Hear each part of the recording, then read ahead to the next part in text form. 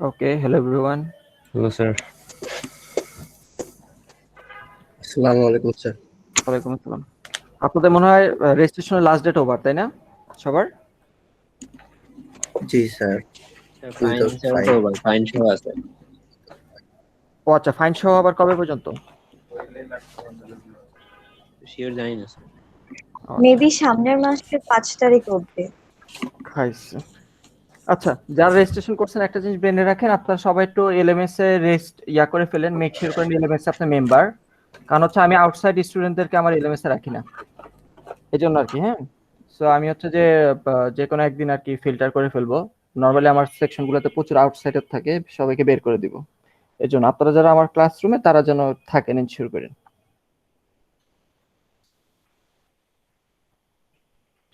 Sir আমি গতকালকে registration করেছি, আমার ইনভিটেশনটা স্যার আসে নাই। ইনভিটেশনটা স্যার একটু কষ্ট করে গতকাল পাঠিয়ে দেন। রাতে আমি ইনভিটেশন পাঠিয়েছি, আর অলরেডি যাওয়ার কথা তো। না আমি স্যার, আমি ইনভিটেশন স্যার পাঠাইছি রাতে তো। 11টার দিকে মনে হয় করছি স্যার। আসলে পান নাই? জি স্যার, পাইনি স্যার। আচ্ছা, মেল দিয়ে রাখেন। নর্মালি তেমন হওয়ার কথা না, কারণ আমি গতকাল রাতে পাঠিয়েছি। আপনি তো রেজিস্ট্রেশন করছেন সকালে, ঠিক না? না স্যার, সকালে করিনি স্যার, রাতে করছি। ও, রাতে করছেন, এই জন্যই পান নাই। আচ্ছা, একটু মেল করেন। আচ্ছা স্যার, আচ্ছা স্যার। আচ্ছা, একটু অ্যাটেন্ডেন্সটা নিয়ে নেই। অ্যাটেন্ডেন্সের নিয়মটা হচ্ছে যে অ্যাটেন্ডেন্সটা নিয়ে নিয়ে ফেলবো ক্লাসের শুরুতে বা যখনই খুশি। অ্যাটেন্ডেন্স যদি কারো মিস চলে যায়, সেক্ষেত্রে ক্লাস শেষে বলতে হবে, প্রথম কথা। তো ক্লাস শেষেও যদি না বলেন, সেই ক্ষেত্রে আজকের দিনের মধ্যে আমাকে মেলে জানাইতে হবে। অ্যাটেন্ডেন্স যদি কারো মিস চলে যায়, যে স্যার আমি ছিলাম, ফর এক্সাম্পল আপনি অ্যাটেন্ডেন্স নেওয়ার সময় আপনি ছিলেন না, এরকম যদি হয়। কিন্তু আজকের দিনের মধ্যে না জানিয়ে যদি অন্য দিনে জানান, সেক্ষেত্রে আপনার ইয়া হবে না, কি বলে, অ্যাটেন্ডেন্স কনসিডার হবে না। বুঝতে পারছেন অ্যাটেন্ডেন্সের জি রুলসটা? স্যার। ইয়েস এর স্যার। জন্য আর কি, এটা পুরোনো রুলসই, যারা ওল্ড স্টুডেন্ট তারা জানে অলরেডি। সো হচ্ছে যে অ্যাটেন্ডেন্সে এটা আর কি, আপনার অ্যাটেন্ডেন্স মিস গেলে ক্লাস শেষে বলবেন, অথবা যদি সেটাও না বলেন, সেক্ষেত্রে সেদিনের মাঝে আমাকে জানাইতে হবে। অন্য দিন যদি বলেন তাহলে হবে না, সেদিনের মাঝে আমাকে ইমেলে জানাইতে হবে, স্যার আমি ছিলাম, অ্যাটেন্ডেন্সটা দেওয়া হয়নি, যে কারণে দেওয়া হয়নি কারণ সহ ইমেল করতে হবে। ওকে। স্যার হুম। গত ক্লাসে আমি ছিলাম, মানে রেজিস্ট্রেশন করেছি, বাট গত ক্লাসে অল প্রেজেন্ট দিয়ে দিছি। জি sir. Okay. Okay, so let's start our attendance. Nur Mohammad Ali, sir Nirob Mahmud, Nirob Mahmud, Oishi, Taslim Kabir Oishi, Tareq Aziz, yes sir. Ahmed আমার, Sakib Hossain, yes sir. Asif Mahbub, present sir. Taki Yasir, Taki Yasir absent, Enamul Hasan, Shaon, Zahidul Islam, present sir. Afridur Rahman, present sir. Rakibul Islam, yes sir. Mahmud Mahmud Hasan, yes sir. Zabiullah, Yes, sir. Asif Rezan, Present, sir. Sadikul Islam, Yes, sir. Rafiul Islam, yes sir. Tomal Kumar, present sir. Afroza absent, miss Nabila Nusrat, Nabila Nusrat, Partha Protim, yes sir. Sohel absent, Marvi, Present, sir. Mim, Sajal, yes sir. Washif, SK Washif, sir নাই, নাবিলা নুসরাত আছে। নাবিলা নুসরাত। ওকে,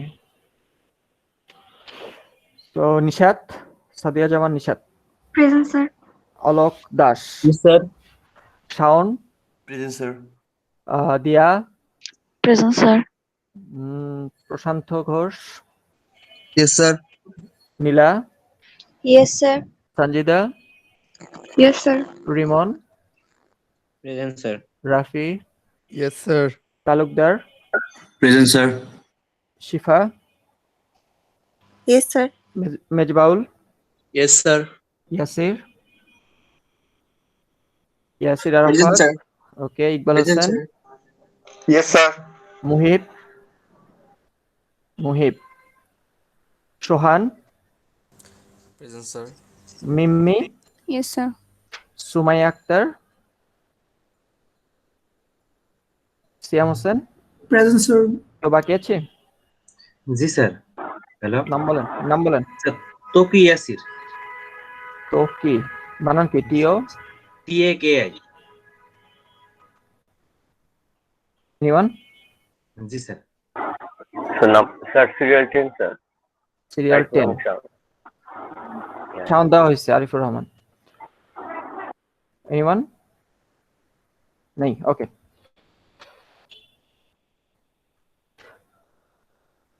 So where were we in the last class? Sir, data consistency নিয়ে পড়ানো হয়েছিল। আচ্ছা, ওকে, আপনাদের একটা instruction আসছে, একটু ফ্লেক্সিবল ইনস্ট্রাকশন দেওয়া হয়েছে। সেটা হচ্ছে যে ইংলিশে লেকচার দেওয়ার সময় কোনো টপিক যদি না বুঝতে পারেন, সেক্ষেত্রে ফ্যাকাল্টি বাংলা ইন্টারপ্রেট করতে পারবে, ঠিক আছে? এই ইনস্ট্রাকশন আসছে। সো আলটিমেটলি একটু কোশ্চেন করেন, পুরো বাংলা হইলে ভালো হইতেছে। কিছু করার নাই আমার পক্ষে। আর হচ্ছে যে আজকে না হোক কালকে হোক, মানে দিন শেষে আসলে আপনার আর কিছুই হবে না, ফুল ইংলিশে চলবে আর কি, এটা থামবে না।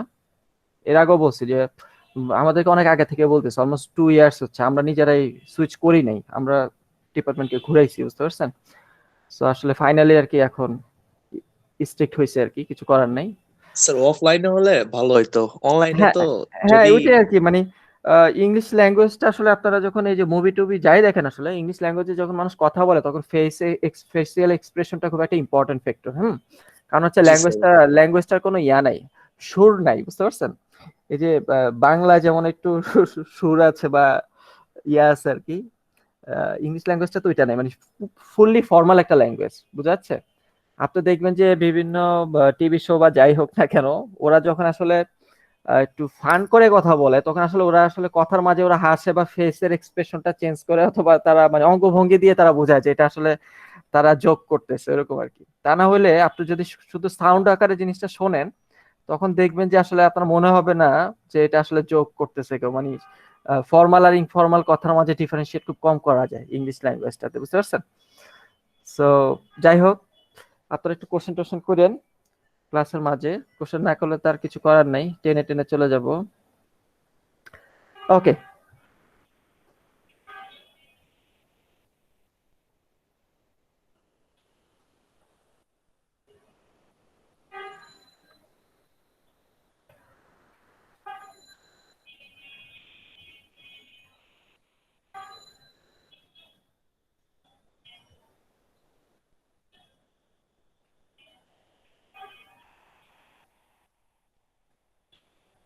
okay, so in our last class we were discussing about database and database management system. So what is meant by database?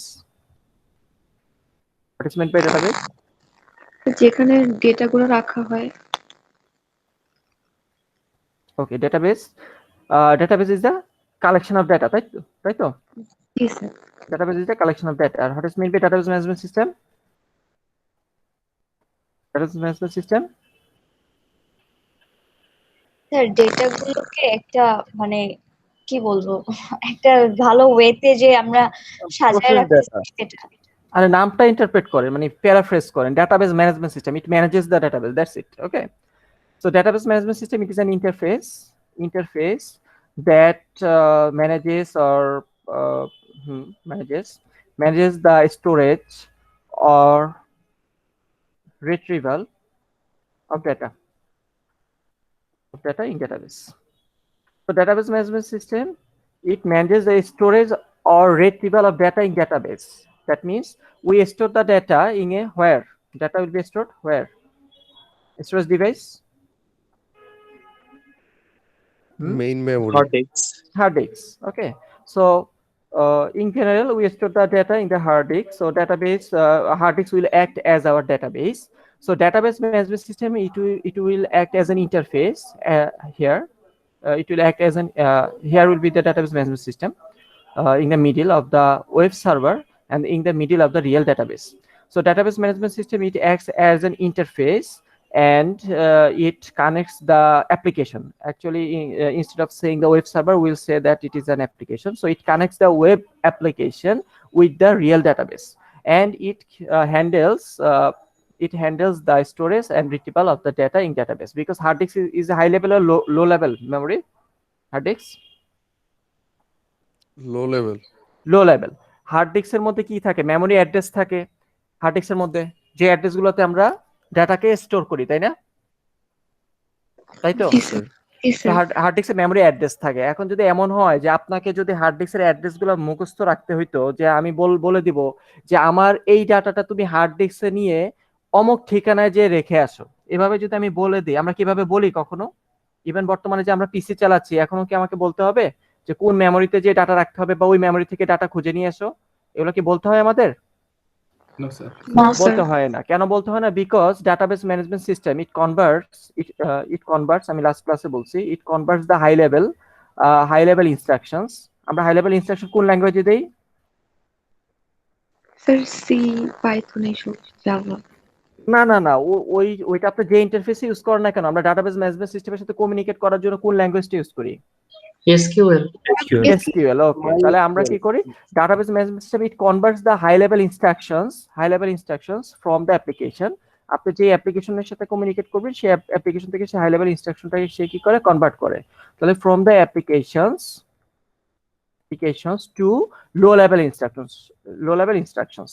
তাহলে আপনার হার্ড ডিস্কটা যেহেতু একটা low level device, so database management সিস্টেমটা আপনার এই ওয়েব অ্যাপ্লিকেশন থেকে আপনার হচ্ছে যে এসকিউএল কমান্ডের মাধ্যমে যে হাই লেভেল ইনস্ট্রাকশনগুলো আছে, এই ইনস্ট্রাকশনগুলোকে সে লো লেভেল ইনস্ট্রাকশনে কনভার্ট করে। অর্থাৎ ডাটাবেস ম্যানেজমেন্ট সিস্টেমের ভিতরে একটা ইন্টারনাল একটা কম্পাইলার থাকবে, আমরা একটু পরে দেখবো। কম্পাইলার বা ইন্টারপ্রিটার থাকবে, তার কাজ হচ্ছে এই এসকিউএল এর যে কমান্ডগুলা, এই কমান্ডগুলোকে সে লো লেভেলে নিয়ে যায়। বুঝতে পারছেন? জি স্যার। ওকে, দেখছেন কত ফ্লুয়েন্টলি বাংলা বলা যায়। এই জিনিসগুলো ইংলিশে বললে আসলে আমার স্লাইডে যা লেখা আছে আমি ওগুলাই আরেকবার রিডিং করব। ওকে, হোয়াটএভার। স্যার বাংলায় বললে স্যার আপনার কথাগুলো মানে শুনতে অনেক ভালো লাগে স্যার, হয়তো সুন্দরভাবে বলেন। ওকে, যাই হোক, এত বাংলা দিয়ে কি করবেন মিয়া? জি Okay, স্যার, যাই হোক। স্যার এই যে স্যার এটাই মিস করতেছিলাম। ইংলিশ লেকচার শুনলে ঘুম আসে স্যার। কিছু করার নাই, ইংলিশ ল্যাঙ্গুয়েজটাই অমন আসলে। কালকে মাত্র ভাষা দিবস গেল। এগুলো বলে লাভ নেই, আমরা তো জব করি, আমাদের তো রুলস মানতে হয়, বুঝেন নাই? We have some instructions to maintain. Okay, so we are at the key features of database management system. Key features, আমি একটা কমপ্লেক্স জিনিসগুলো তো বাংলায় চলে যাব, সুইচ করে ফেলবো অটোমেটিক কথা বলার সময়। So we are at the key features of database management system. The first key feature I have explained in our last class is the data redundancy. So what is meant by data redundancy? Sir repetition data. Yeah, repetition of data. Repetition of data means we will store the same data to multiple places of the database. So data redundancy is a problem because data redundancy, the first main problem of the data redundancy is that it requires a higher storage. Okay, higher storage it requires. And the second problem is due to data redundancy, it will parallelly create some other problems. And one of the main problem data redundancy creates is the second one. That means data consistency is the outcome of data redundancy. Data inconsistency problem. Okay, it creates data inconsistency problem.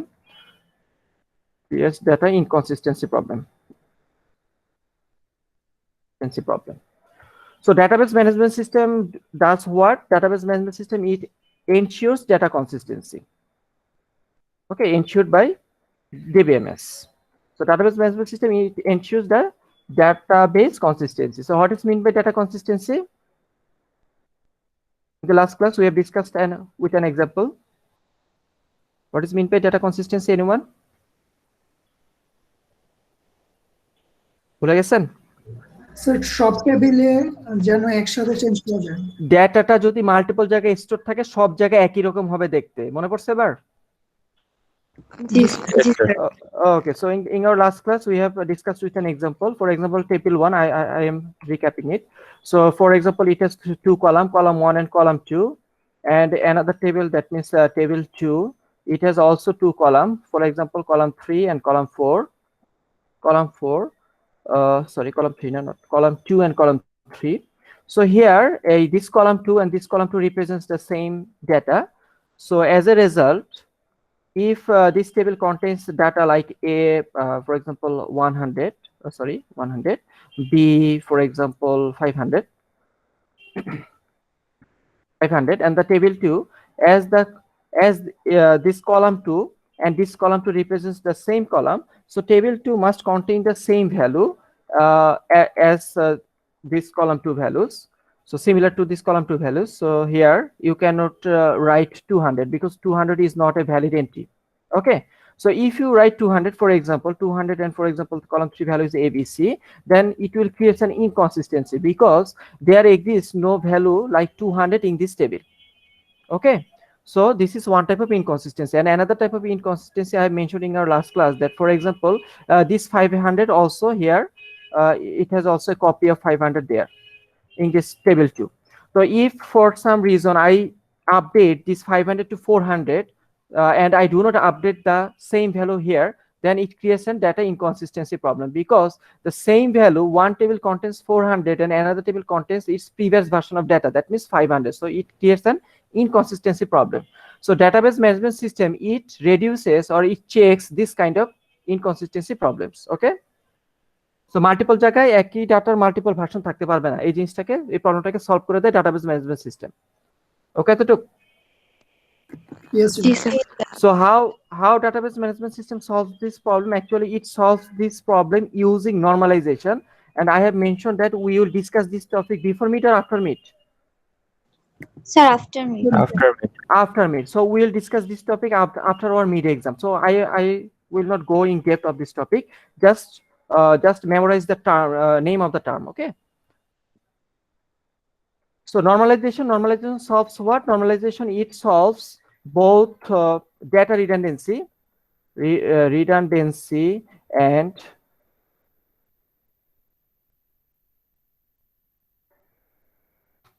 okay, normalization,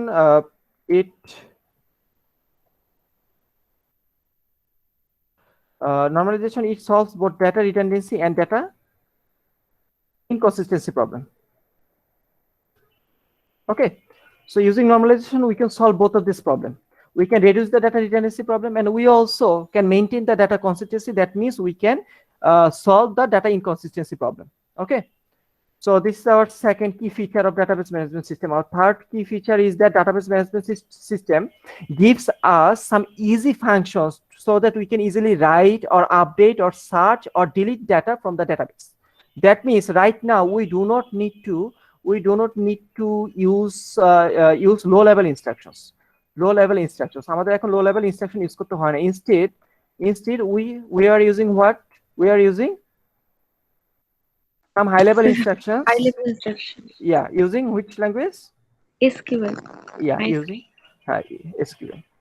So this is our third key feature. The fourth key feature is that database management system provides atomicity of update. It is very, very important topic. So database management system provides atomicity. Provides atomicity. So what is meant by atomicity? Atomicity, in order to explain atomicity problem, let us consider an example. For example, we want to transfer our balance. For example, transfer 1,000 taka from account A to account B. তো আমরা কি করতে চাই? Account এ থেকে account B তে আমরা 1000 টাকা transfer করতে চাই। তাহলে what will be our at least, that means what will be our core operations. So first, what I will do, I will read the account balance of account A. So I will save in a variable. For example, balance A equals to, I will read the value of account A. Then what I will do in order to transfer 1000 টাকা, তাহলে আমার অ্যাকাউন্টে থেকে balance যেটা read করব, balance কি যায় সেটা আছে, যেটা আছে সেটা থাকবে না 1000 কমায় ফেলবো এখানে এই অ্যাকাউন্ট থেকে? কমায় ফেলবো। Okay, so we will reduce the amount by 1000. Balance minus 1000. Okay, then what will we do? আমরা এই অ্যাকাউন্টের ব্যালেন্সটা রিড করার পরে 1000 টাকা কমানোর পরে এই অ্যাকাউন্টের ব্যালেন্সটা নতুন করে ডাটাবেজে রাইট করে দিয়ে আসবো। অর্থাৎ ডাটাবেজে আমরা রাইট করে দিয়ে আসবো আপডেটেড ভ্যালুটা, অর্থাৎ রাইট ব্যালেন্স এটা আমি রাইট করবো ডাটাবেজে। তাহলে ডাটাবেজে ফর এক্সাম্পল যারটা শুরুতে যদি এই অ্যাকাউন্টে একটু কমেন্ট করি, যারটা শুরুতে এই অ্যাকাউন্টে ব্যালেন্স যদি ধরেন 4000 ছিল, তাহলে এখানে বিয়োগ করার পরে হবে 3000। তাহলে আপনি ডাটাবেজে রাইট করে দিয়ে আসছেন কত? 4000 থেকে কমিয়ে 3000 লিখে আসবেন না? তোমার ব্যালেন্স এখন 3000 হয়েছে, তাই তো? তাই তো? আচ্ছা, তাহলে আমি এই অ্যাকাউন্ট থেকে ব্যালেন্সটা বিয়োগ দিব। তারপর আমি কি করব? বি অ্যাকাউন্টের ব্যালেন্সটা রিড করব। Balance of B equals to read the account balance of account B. তারপর আমরা বি অ্যাকাউন্টের ব্যালেন্সটাকে যা আছে তাই রাখবো না 1000 যোগ করব? স্যার 1000 যোগ করব। 1000 আমরা যোগ করব। So for example, initially the account balance of account B is for example 10,000. So after adding 1000 balance, it will be 11,000. Okay, 11,000. So then what we will do? We will write the updated balance of balance B to the database again. So this is our core operations that we need to do in order to transfer 1000 taka from account A to account B. Are we clear here? Are we clear? Yes, Yes. sir. আচ্ছা, so এবার চলে আসি অ্যাটমিসিটি বলতে কি বুঝি। অ্যাটমিসিটিটা very very important, বাংলায় বলতেছি। So আমরা একটা অ্যাকাউন্ট থেকে আরেকটা অ্যাকাউন্টে যখন আমরা টাকাটা ট্রান্সফার করব, ফর এক্সাম্পল এখানে 1000 টাকা আমরা ট্রান্সফার করব, অ্যাটমিসিটি অ্যাটম মানে অ্যাটমিসিটির ওয়ার্ডটা হচ্ছে অ্যাটম থেকে আসতেছে। অ্যাটম মানে কি ভাঙা যায় নাকি ইট ইজ ইনডিভিজিবল? স্যার ইনডিভিজিবল। এটাকে আমরা ভাঙতে পারবো না, তাই তো? নট ডিভিজিবল, তাই তো? জি স্যার। ওকে, তাহলে আমরা এই অ্যাটমকে ভাঙা যায় না। ঠিক সিমিলারলি ফর এক্সাম্পল আপনার database management system, for example আপনি ধরে নেন যে আপনার ডিবিএমএস এ অ্যাটমিসিটি এই প্রপার্টিসটা সে মেইনটেইন করে না, অর্থাৎ ডাজ নট মেইনটেইন অ্যাটমিসিটি মনে করেন, তাহলে কি কনসিকুয়েন্স হতো সেটা একটু দেখেন। ডাটাবেস ম্যানেজমেন্ট সিস্টেম যদি অ্যাটমিসিটি ফিচারটাকে সে যদি মেইনটেইন না করে, তাহলে আমাদের কি হবে যে ফর এক্সাম্পল এই পুরো কাজটা আপনি যদি একটা অ্যাকাউন্ট থেকে আরেকটা অ্যাকাউন্টে ব্যালেন্স ট্রান্সফার করেন, পুরো কাজটাকে একসাথে হইতে হবে না একসাথে না হলেও চলবে? বুঝেন নাই? আচ্ছা আমি বলি, আপনি তো টাকা ট্রান্সফার করতেছেন, আপনি টাকা ট্রান্সফার করার সময় এই তিনটা অপারেশন হওয়ার পরে ঠিক এই জায়গাটাতে আপনার কারেন্ট চলে গেছে, লোডশেডিং হয়ে গেছে বা সিস্টেম ক্র্যাশ করছে, ঠিক আছে? ঠিক এই পয়েন্টটাতে যদি সিস্টেম ক্র্যাশ করে, অ্যাকাউন্ট এ হোল্ডার দেখবে তার ব্যালেন্স কি 4000 দেখবে না 3000 দেখবে? 3000 দেখবে। অ্যাকাউন্ট বি যে ব্যক্তি, ওই ব্যক্তিকে 11000 দেখবে না 10000ই দেখবে? এই জায়গাটাতে আটকে যায় 10000। তাহলে 1000 গেছে কই? 1000 হাওয়ায় বিলীন হয়ে গেছে, তাই না? টাকা নাই হয়ে গেছে সিস্টেম থেকে, কোথায় গেছে কেউ জানে না। ওরকমই তো শেয়ার মার্কেটের মতো নাকি? ঠিক আছে। সো ডাটাবেসটা আপডেটটা হয়নি। সো ডাটাবেজে এমন কিছু অপারেশন আছে যে অপারেশন গুলো হচ্ছে মানে ইনস্ট্রাকশন সেট আছে, এগুলো একটা তো না, মাল্টিপল ইনস্ট্রাকশন, এই পুরোটা মিলে হচ্ছে একটা ইনস্ট্রাকশন সেট। তাহলে ডাটাবেজ কাজ করার সময় মাঝে মাঝে এমন ইনস্ট্রাকশন হইলে কাজ পুরোটা একসাথে হইতে হবে, না হইলে পুরোটা হবে না। কিন্তু মাঝামাঝি ধরেন একটা ইনস্ট্রাকশন এক্সিকিউট করে সে মাঝামাঝি অবস্থায় যে যদি হয় তাহলে কাজটা হতে দেওয়া যাবে না, হইলে পুরোটা হবে নাইলে হবে না। তার মানে কি অ্যাটমের মতোই তো, হইলে পুরোটা নাইলে না, মাঝামাঝি বলতে অর্থাৎ মিড পয়েন্ট বলতে কোনো পয়েন্ট নাই। সো এই জন্য এই টাইপের সিনারিওকে বলি আমরা অ্যাটমিসিটি। এবার বুঝতেছেন কেন অ্যাটমিসিটি বলি? হইলে পুরোটা একসাথে হবে নাইলে হবে না, কিন্তু মাঝামাঝি বলতে ওয়ার্ড নেই, কারণ মাঝামাঝি যদি হয়, এই মাঝামাঝি অবস্থা যদি থাকে, তাহলে আপনার ডাটাবেসটা কি কনসিস্টেন্ট হয়ে যায় না ডাটাবেসটা ইনকনসিস্টেন্ট হয়ে যায়?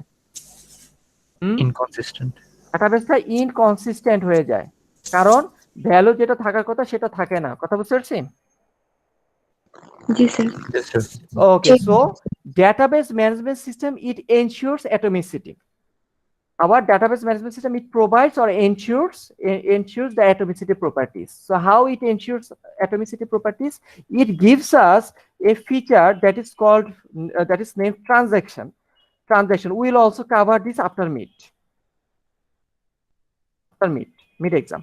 So it is a topic we will covering after our mid exam. So by using a feature named transaction maintains the atomicity properties. Okay, it ensures the atomicity properties. Okay, So if the database management system does not maintain the atomicity properties, then what will happen? At least I think you have get a scenario by using this example. ঠিক আছে, আপনারা বুঝতে পারছেন তো অ্যাটমিসিটি না হলে কি ধরনের প্রবলেম হতে পারে? ক্লিয়ার তো এক্সাম্পল দ্বারা?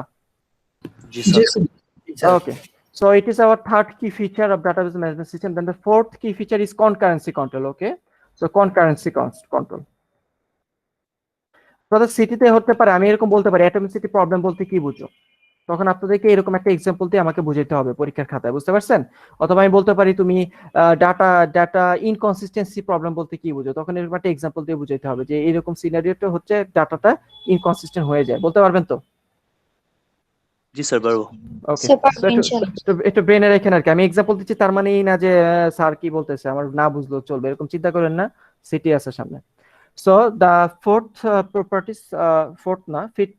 properties of database management system is concurrency control. So what is meant by concurrency control? Anyone know can explain the term concurrent? What is meant by concurrent or concurrency? Anyone? What is meant by concurrency? Concurrent একসাথে add করে sir. আবার বলেন দুজন। Sir একই সেগমেন্টের different ডাটাগুলোকে sir concat করে sir একসাথে sir ইয়া করা স্যার প্রোভাইড করা ক্লায়েন্টকে। সেম টাইমে দুইজনের ডাটা অ্যাক্সেস করা। হ্যাঁ এক্স্যাক্টলি, কনকারেন্সি মানে প্যারালাল অপারেশন। আপনারা জাভাতে থ্রেড পড়ে আসছেন না? জি স্যার। থ্রেডও কি প্যারালাল প্রোগ্রামিং না? থ্রেডকে প্যারালাল প্রোগ্রামিং বলে তো, জানি তো? জি sir. Okay, so concurrency control, that means for example you are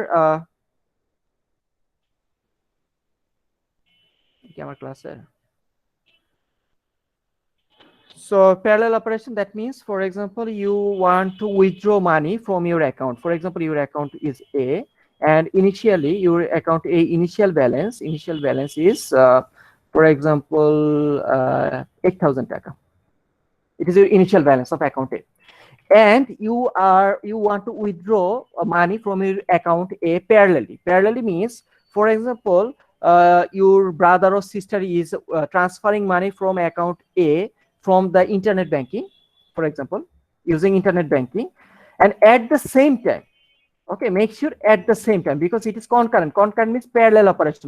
In order to be a parallel operation, you will do all those operations at the same time. Okay, at the same time, একই সময় কাজটা হইতে হবে, concurrent, ঠিক আছে? একই সময় কাজটা হবে। তাহলে আপনি কি করতেছেন? at the same time কাজটা হচ্ছে, আপনার কি করতেছেন? আপনার ব্রাদার অথবা সিস্টার ইন্টারনেট ব্যাংকিং দিয়ে টাকা উইথড্র করতেছে আপনার অ্যাকাউন্ট থেকে, আর আপনি কি করছেন? আপনি এটিএম বুথ থেকে টাকা উইথড্র করতেছেন।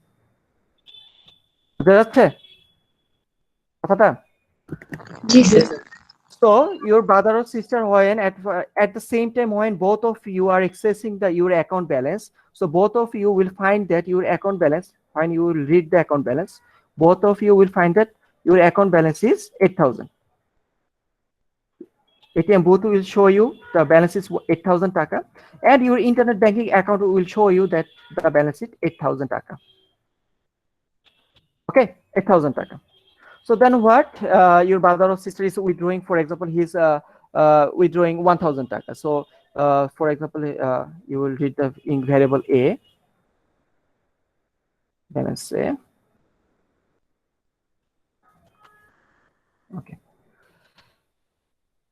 Okay, so 8,000 balance A, so it will be balance A equals to balance A minus 1,000. So it will be 8,000 or 7,000?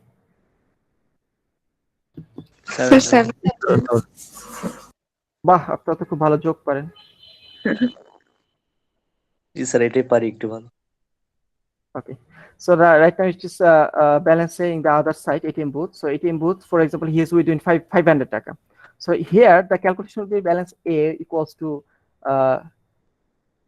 balance A minus 500. So it will be what? 7,500, isn't it? Sir, but 1,000 টাকা নিয়ে নিছি। Okay, 7,500. So after the withdrawing, this internet banking system will write the data to the database. So it will write the balance of A. So it will write 7,000. And the ATM booth will also write the balance, updated balance. It will write 7,500. So here, was it sir? কি বলেন, আবার একটু বলেন sir. 6500 হওয়ার কথা ছিল না sir, যেহেতু একই অ্যাকাউন্ট ইউজ করতেছে তারা, একজন 1000 কমাইলো আরেকজন 500 কমাইলো। আর এটাই তো Set প্রবলেম, হয় এটাই না। তো বলতেছি। সো যারটা শুরুতে সে যখন এট এ টাইম দেখেন এট দ্য সেম টাইম তারা অ্যাক্সেস করছে, তখন যারটা শুরুতে কি তারা কি 8000ই তো বলে ফেলছে শুরুতে, ব্যালেন্স 8000 পড়ছে না শুরুতে? একই সময় যদি আপনি অ্যাক্সেস করেন ওই মুহূর্তে কি ডাটা টাকা উইথড্র হয়েছে? হয়নি তো, তাহলে 8000ই তো পড়বেন নাকি এর চেয়ে কম বেশি পড়বে? 8000 8000 পড়ে ফেলছে। 8000 পরে ওর মতো কাজ করে ও কি করছে, 7000 লিখছে ডাটাবেজে, ও 7500 লিখছে ডাটাবেজে। মনে করেন এই যে দুইটা লিখছে, দুইটার মধ্যে যে রাইট অপারেশনটা সবার শেষে হবে, ধরেন আপনি এই দুইটা রাইট অপারেশন হচ্ছে, ফর এক্সাম্পল ও এটা হওয়ার 1 সেকেন্ড পরে এটা হয়েছে, তাহলে আপনার দিন শেষে ডাটাবেজে কি 7000 দেখবেন না 7500 দেখবেন ডাটাবেজে? সেটা রেস্ট কন্ডিশনের মতো, অর্থাৎ এইটা আর এইটা দুইটার মধ্যে যেটা শেষে হবে সেটা ডাটাবেজে এক্সিস্ট করবে। আমি মনে করলাম এটা শেষ হয়েছে, রেস্ট কন্ডিশন এটা এটা লাস্টে হয়েছে এই কাজটা, তাহলে আপনার ডাটাবেজে ফাইনালি আপনি এই ডাটাবেজ যেটা আছে ডাটাবেজে দেখবেন অ্যাকাউন্ট এ এর ব্যালেন্স পড়ে আছে 7500, but it should be 7500 or 6500। 6500 The balance should be 6500। এটা হচ্ছে আপনার ব্যালেন্স হওয়ার কথা। কি আসলো? Okay, so your balance should be 6500 টাকা। So this is called concurrency problem. একই সময় যদি আপনি এক্সেস করেন এটা হচ্ছে একটা প্রবলেম ক্রিয়েট হচ্ছে। রিয়েল লাইফে কি এরকম প্রবলেম কখনো হয় নাকি হয় না? স্যার হয় না। মেবি কেন হবে না, অবশ্যই ব্যাংক কি চাবে তার টাকা তুলবেন কিন্তু টাকা 6500 7500 হয়ে যাবে, 6500 জায়গায় ব্যাংকের কি 1000 টাকা লস না? জি স্যার। এরকম জীবনও হবে না। তাহলে কেন জীবনও হবে না? Because database management system ensures this DBMS ensures this concurrency operation database management system এটাকে এনশিওর করে যে এরকম সিনারিও যেন না হয়, সেই কনকারেন্সি প্রবলেমটাকে সে সলভ করে। ঠিক আছে, ensures to avoid this concurrency problem বলি আমি। এই ধরনের কনকারেন্সি প্রবলেমটাকে ডাটাবেস ম্যানেজমেন্ট সিস্টেম এটাকে কি করে অ্যাভয়েড করে ফেলে। কিভাবে অ্যাভয়েড করে? বাই ইউজিং, এটা একটা ফিচার আছে একটু আগে বলছি, ফিচারটা হচ্ছে ট্রানজাকশনটা ইউজ করার মাধ্যমে সে এই প্রবলেমটাকে সলভ করে। কিভাবে সলভ করে আমরা মিডের পরে এগুলো একদম এক্সপ্লিসিটলি দেখবো যে সে কিভাবে সলভ করে। এখন খালি জানতে হবে database management system concurrency control করে বা কনকারেন্সির ধরুন যে প্রবলেমটা ক্রিয়েট হয় সেই প্রবলেমটাকে সে রাখে না, সেই প্রবলেমটাকে সে সলভ করে ফেলে। কিভাবে করে এটা আমার জানার দরকার নেই, খালি জানতে হবে by using which feature, by using transaction feature.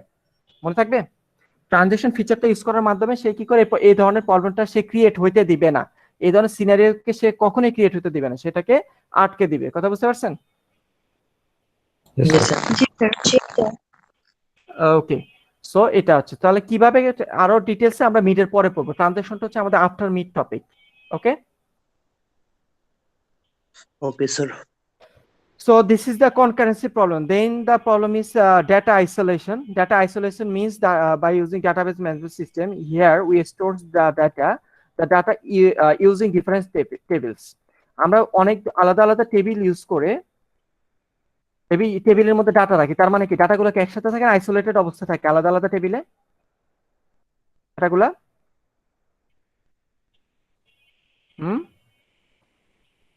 আলাদা আলাদা টেবিলে থাকে স্যার। আমরা আলাদা আলাদা টেবিলে রাখি, এটাকে এই জন্য বলা হচ্ছে data isolation. Database management system provides data isolation. একসাথে গদ বাঁধা অবস্থায় ডাটা নেই, ডাটাগুলোকে আমরা বিভিন্ন টেবিলে স্টোর করবো, আমরা একটু পরে দেখবো। So then the next key feature is that database management system provides high level security. It's very very important, high level security. So high level security means that in order to access the data in the database, data from the database, in order to access the data from the database management system provides a username and password system. First, username and password system. So without that your credential, you cannot access the data from the database. The first security. The second security is database management system provides some kind of features like views. The name of the feature is views. By using this feature, we can restrict data for different users. আমি একটু বাংলায় বলি। Database management system high level security, প্রথমটা security হচ্ছে database management সিস্টেমে user name আর password system থাকে, অর্থাৎ ডাটাবেসে অ্যাক্সেস করতে হলে আপনার ইউজার নেম পাসওয়ার্ড জানতে হবে। কথা বুঝছেন? প্রথম সিকিউরিটি। আর পরবর্তী সিকিউরিটি হচ্ছে ডাটাবেস ম্যানেজমেন্ট সিস্টেমে একটা ফিচার আছে, সেটা বলা হয় ডাটাবেসে ভিউটা। এর মাধ্যমে আমরা we can restrict data access. আমরা ডাটা অ্যাক্সেসটাকে বিভিন্ন ধরনের ইউজারের জন্য আমরা ডাটা অ্যাক্সেসটাকে রেস্ট্রিক্ট করতে পারি। ফর এক্সাম্পল, আপনাদের ইউএতে আপনারা কি পেমেন্ট করেন, তো আপনারা টাকা পয়সা দেন না ইউএতে? জি স্যার। তাহলে ইউক্যাম সফটওয়্যার দিয়ে কিন্তু টাকা পয়সার ডাটাবেসটাকে অ্যাক্সেস করা যায়, কিন্তু আমরা ফ্যাকাল্টিটা ওটা দেখতে পারি না। আমরা ফ্যাকাল্টিটা শুধু স্টুডেন্টের নাম দেখতে পারি, তার ইমেল দেখতে পারি, তাদের ফোন নাম্বার পাই, তাদের বাবা মায়ের ফোন নাম্বার দেখতে পারি, অর্থাৎ আমরা তার পার্সোনাল ডিটেলস দেখতে পারি, but we cannot access their transaction information. তাহলে আমরা আপনাদের ট্রানজাকশন ইনফরমেশন দেখতে পারি না। তার মানে দেখেন, আমরা কিন্তু একই ডাটাবেসের উপরে কাজ করতেছি, কিন্তু একই ডাটাবেসে আমরা ফ্যাকাল্টি নামক যে ইউজার আছে, আমাদেরকে সকল টেবিল অ্যাক্সেস দেওয়া না অল্প কিছু টেবিল অ্যাক্সেস দেওয়া? স্যার অল্প কিছু টেবিলে। অল্প কিছু টেবিলে অ্যাক্সেস দেওয়া। ইভেন অল্প কিছু টেবিলও না যদি বলে, আমাদেরকে একটা টেবিলে যদি ফর এক্সাম্পল কলাম অনেকগুলো আছে, column 1, column 2, column 3, column 3, column 4, column 5, for example আপনাদের ডাটাবেস টেবিলে যদি 5টা কলামও থাকে, আপনি ভিউ ফিচারটার মাধ্যমে আপনি বলতে পারেন যে একটা স্পেশাল ইউজারকে আপনি শুধু এই 3টা কলামের ডাটা দেখাবেন, বাকি কলামের ডাটা আপনি শো করবেন না। বুঝা যাচ্ছে কথাটা? সো এই ডাটাবেস ম্যানেজমেন্ট সিস্টেম আমাদেরকে হাই লেভেল সিকিউরিটি দেয়। ওকে, এর বাইরে তো এনকোডিং বা ডিকোডিং করে তো আমরা ডাটা রাখতেই পারি ডাটাবেস ম্যানেজমেন্ট সিস্টেমের মাধ্যমে, বুঝতে পারছেন? So this is another key feature of database management system. It provides high level security. And the last key feature is database management system provides different types of integrity constraints. So I will not go in depth of the topic. Integrity constraint. Database management system provides integrity constraints. Integrity constraints means different types of validation rules. So what is mean by validation? For example, your database is for account balance data. So in your account database table, here exists different types of database column. For example, account name. Another properties is, for example, account balance. Another properties is, for example, account creation date. For example, all those are the columns of your database table. So for example, your account name is A or ABC. Your account balance is 1,000. Your account creation date, for example, you have opened this account, it's 1st January 2021, for example. তাহলে database management system integrity constant দেয়। Integrity constant বলতে বোঝাচ্ছি, আপনি for example টাকা যখন withdraw করতে যাবেন, for example এই অ্যাকাউন্টের ব্যালেন্স হচ্ছে ফর এক্সাম্পল হচ্ছে 500, তাহলে আমাদের ইন জেনারেল আমাদের বাংলাদেশের ব্যাংকগুলোতে কি হয়, মিনিমাম কত টাকা রাখতে হয় অ্যাকাউন্টে? 500 টাকা। 500 টাকা রাখতে হয়। এখন এই যে অ্যাকাউন্টের ব্যালেন্স যদি 500 হয়, আপনি যদি উইথড্র করতে চান, উইথড্র করা যাবে নাকি আটকে দিবে? আটকে দিবে। আটকে দিতে হবে। তাহলে এই আটকে দেওয়ার জন্য কি করবো আমরা? আমরা এই উইথড্র করার সময় মিনিমাম ব্যালেন্স যদি 500 নিচে হয়, আমাদের আটকে দিতে হবে। তাহলে এটাই হচ্ছে একটা ভ্যালিডেশন রুলস। ভ্যালিডেশন মানে হচ্ছে একটা কন্ডিশন যেটা ফুলফিল করতে হয়, ঠিক আছে? ভ্যালিডেশন বা কন্ডিশন বলে আমি, condition, different types of condition.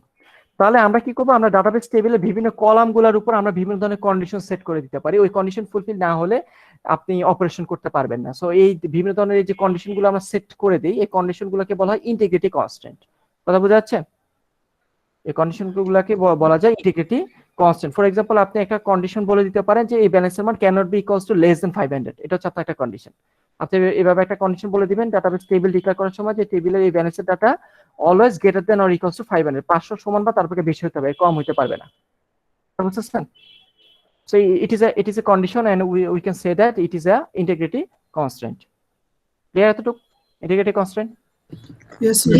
So in our last class, I have also mentioned another types of integrity constant. Can anyone remember that? But review.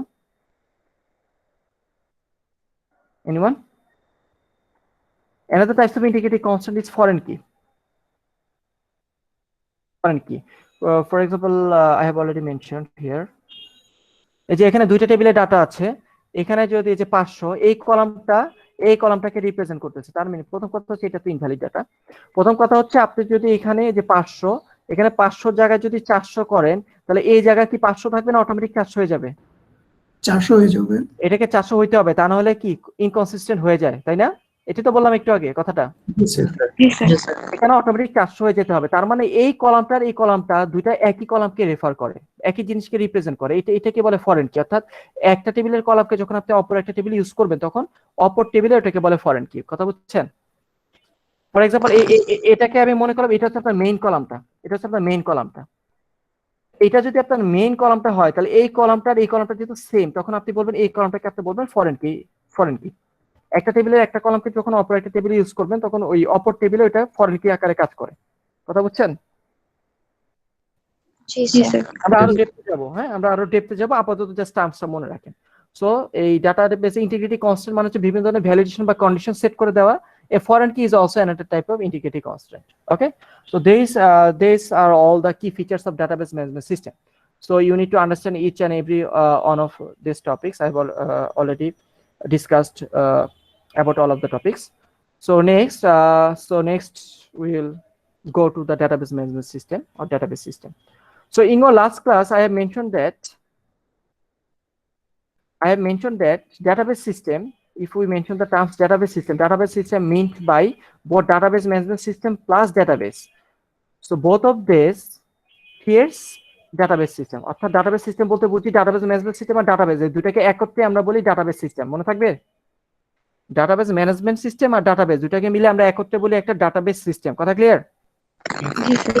Okay, so database management system also consists of two parts. The first part is called query processor, and the second part is called storage manager. So database management system এর দুইটা component, একটাকে বলে query processor, একটাকে বলে storage manager। আর একটা তো database আছে, এটা আলাদা পার্ট, এটা তো ডাটাবেস ম্যানেজমেন্ট সিস্টেমের অংশ না। আর ডাটাবেস ম্যানেজমেন্ট সিস্টেম আর ডাটাবেস এই দুটোকে মিলে আমরা একত্রে বলবো একটা ডাটাবেস সিস্টেম। তাহলে এই যে বাম দিকে দেখেন আমি একটা ছবি এঁকে রাখছি, তাহলে ফার্স্টে হচ্ছে কোয়েরি প্রসেসর, তারপর হচ্ছে স্টোরেজ ম্যানেজার। তাহলে এই দুটো মিলে কি হচ্ছে, এই দুইটা পার্ট মিলে হচ্ছে কি database management system. Database management system. এই দুইটা মিলে, আর ডাটাবেস হচ্ছে আলাদা একটা অংশ। তাহলে এই পুরো তিনটাকে মিলে একত্রে আমরা কি বলবো? Database system. Database system. ঠিক আছে, কে জানে ডাটাবেস বলতেছে, ডাটাবেস তো তার একটা অংশ। ঠিক আছে, ডাটাবেস সিস্টেম বলবো আমরা তিনটাকে একত্রে। তাহলে এখন আমরা দেখবো এই ডাটাবেস ম্যানেজমেন্ট সিস্টেমের কম্পোনেন্ট গুলো, অর্থাৎ কোয়েরি প্রসেসর আর স্টোরেজ ম্যানেজারটাকে আমরা ইন শর্ট এক্সপ্লেইন করবো। আপনারা এখানে এক্সপ্লেইন করে জানতে হবে টার্মস গুলো। তাহলে ডাটাবেস ম্যানেজমেন্ট সিস্টেমের ফার্স্ট যে পার্টটা সেটা হচ্ছে কোয়েরি প্রসেসর। কোয়েরি প্রসেসরের মধ্যে তিনটা কম্পোনেন্ট থাকে, একটাকে বলে ডিডিএল ইন্টারপ্রেটার, একটাকে বলে ডিএমএল কম্পাইলার, একটা বলে কোয়েরি ইভ্যালুয়েশন ইঞ্জিন। ঠিক আছে, so DDL interpreter, DML compiler আর হচ্ছে কোয়েরি ইভ্যালুয়েশন ইঞ্জিন, এই তিনটা কম্পোনেন্ট মিলে গঠিত হচ্ছে কোয়েরি প্রসেসর। ক্লিয়ার? ক্লিয়ার। ওকে, তাহলে ফার্স্ট হচ্ছে DDL interpreter. Actually in order to communicate with the database management system we need to use the language SQL, তাই তো? ল্যাঙ্গুয়েজ আসলে স্ট্যান্ডার্ড, লাস্ট ক্লাসে বলছিলাম স্কুলটা হচ্ছে কি স্ট্যান্ডার্ডে তো বলছি, তাই না? ওকে, Yes.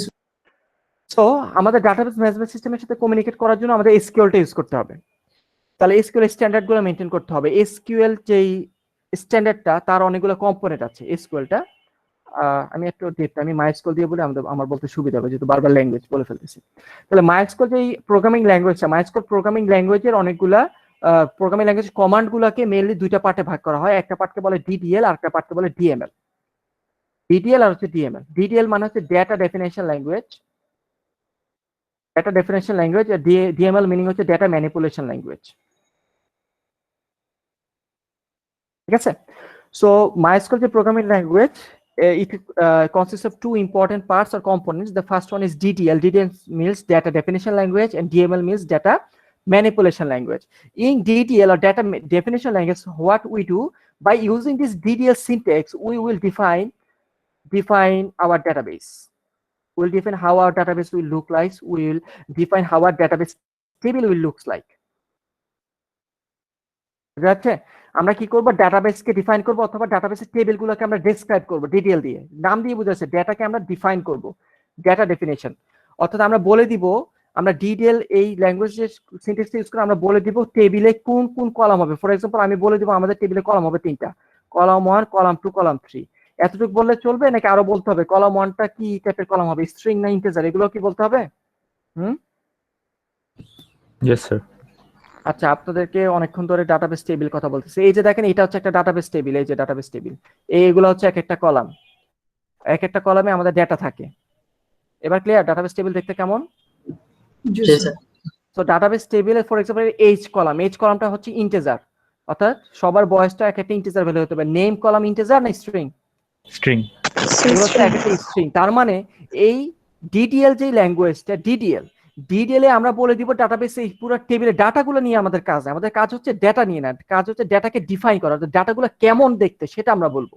কথা বুঝতেছেন? ডাটাগুলো কেমন দেখতে, কেমন দেখতে বলতে আমরা বলে দিব ডাটাবেস টেবিলের নামটা কি। এই যে বলে দিলাম টেবিলের নাম হবে স্টুডেন্ট, টেবিলে যেটা কলাম হবে সেটা আমরা বলে কোন কলামটা কিরকম। ফর এক্সাম্পল আমি বলে দিব কলাম 1টা হবে ইন্টিজার, কলাম 2 হবে একটা স্ট্রিং, আমি বলে দিব কলাম 3টার ডাটা টাইপ হবে একটা ডেট।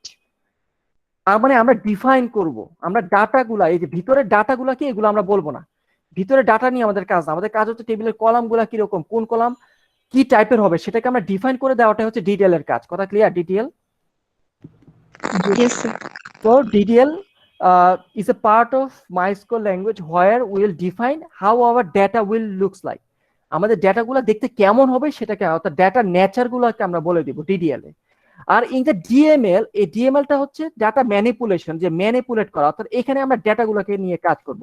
অর্থাৎ আমরা কি করব, will insert, how we can insert data or update data or delete data or search data from database table.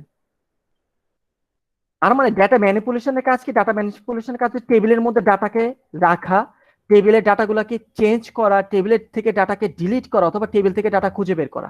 এই কাজটা করে দেয় ডাটা ম্যানিপুলেশন, যে নামটাই বোঝা যাচ্ছে, ম্যানিপুলেট করা। ও ডাটাকে ম্যানিপুলেট করে। ম্যানিপুলেট বলতে সে নতুন ডাটা ইনসার্ট করে, সে এক্সিস্টিং ডাটাকে আপডেট করে, অর সে কি করে, এক্সিস্টিং ডাটাকে ডিলিটও করতে পারে। Got it? G sir. So are we clear the difference between DDL and DML? G sir. Okay, so this is a DDL and DML. So in order to perform this kind of DDL operations and in order to perform this kind of DML operation, what the query processor gets, the query processor has two components. The first component is called DDL interpreter. So what the DDL interpreter do? The DDL interpreter, it interprets base DDL commands. আপনি SQL দিয়ে যে এই যে DDL command গুলো দিবেন, এই DDL command গুলাকে কি আপনি DDL কমান্ড গুলো তো দিচ্ছেন কোন ল্যাঙ্গুয়েজ দিয়ে? SQL স্ট্যান্ডার্ড ফলো করে তো, বা MySQL দিয়ে তো আপনি দিবেন কমান্ড গুলো, তাই না? তাহলে এই যে DDL যে কমান্ড গুলো আছে, এই DDL কমান্ড গুলা, ডাটা ডেফিনিশন ল্যাঙ্গুয়েজের যে কমান্ড গুলা, এই কমান্ড গুলাকে ইন্টারপ্রেট করে this DDL commands into low level instructions.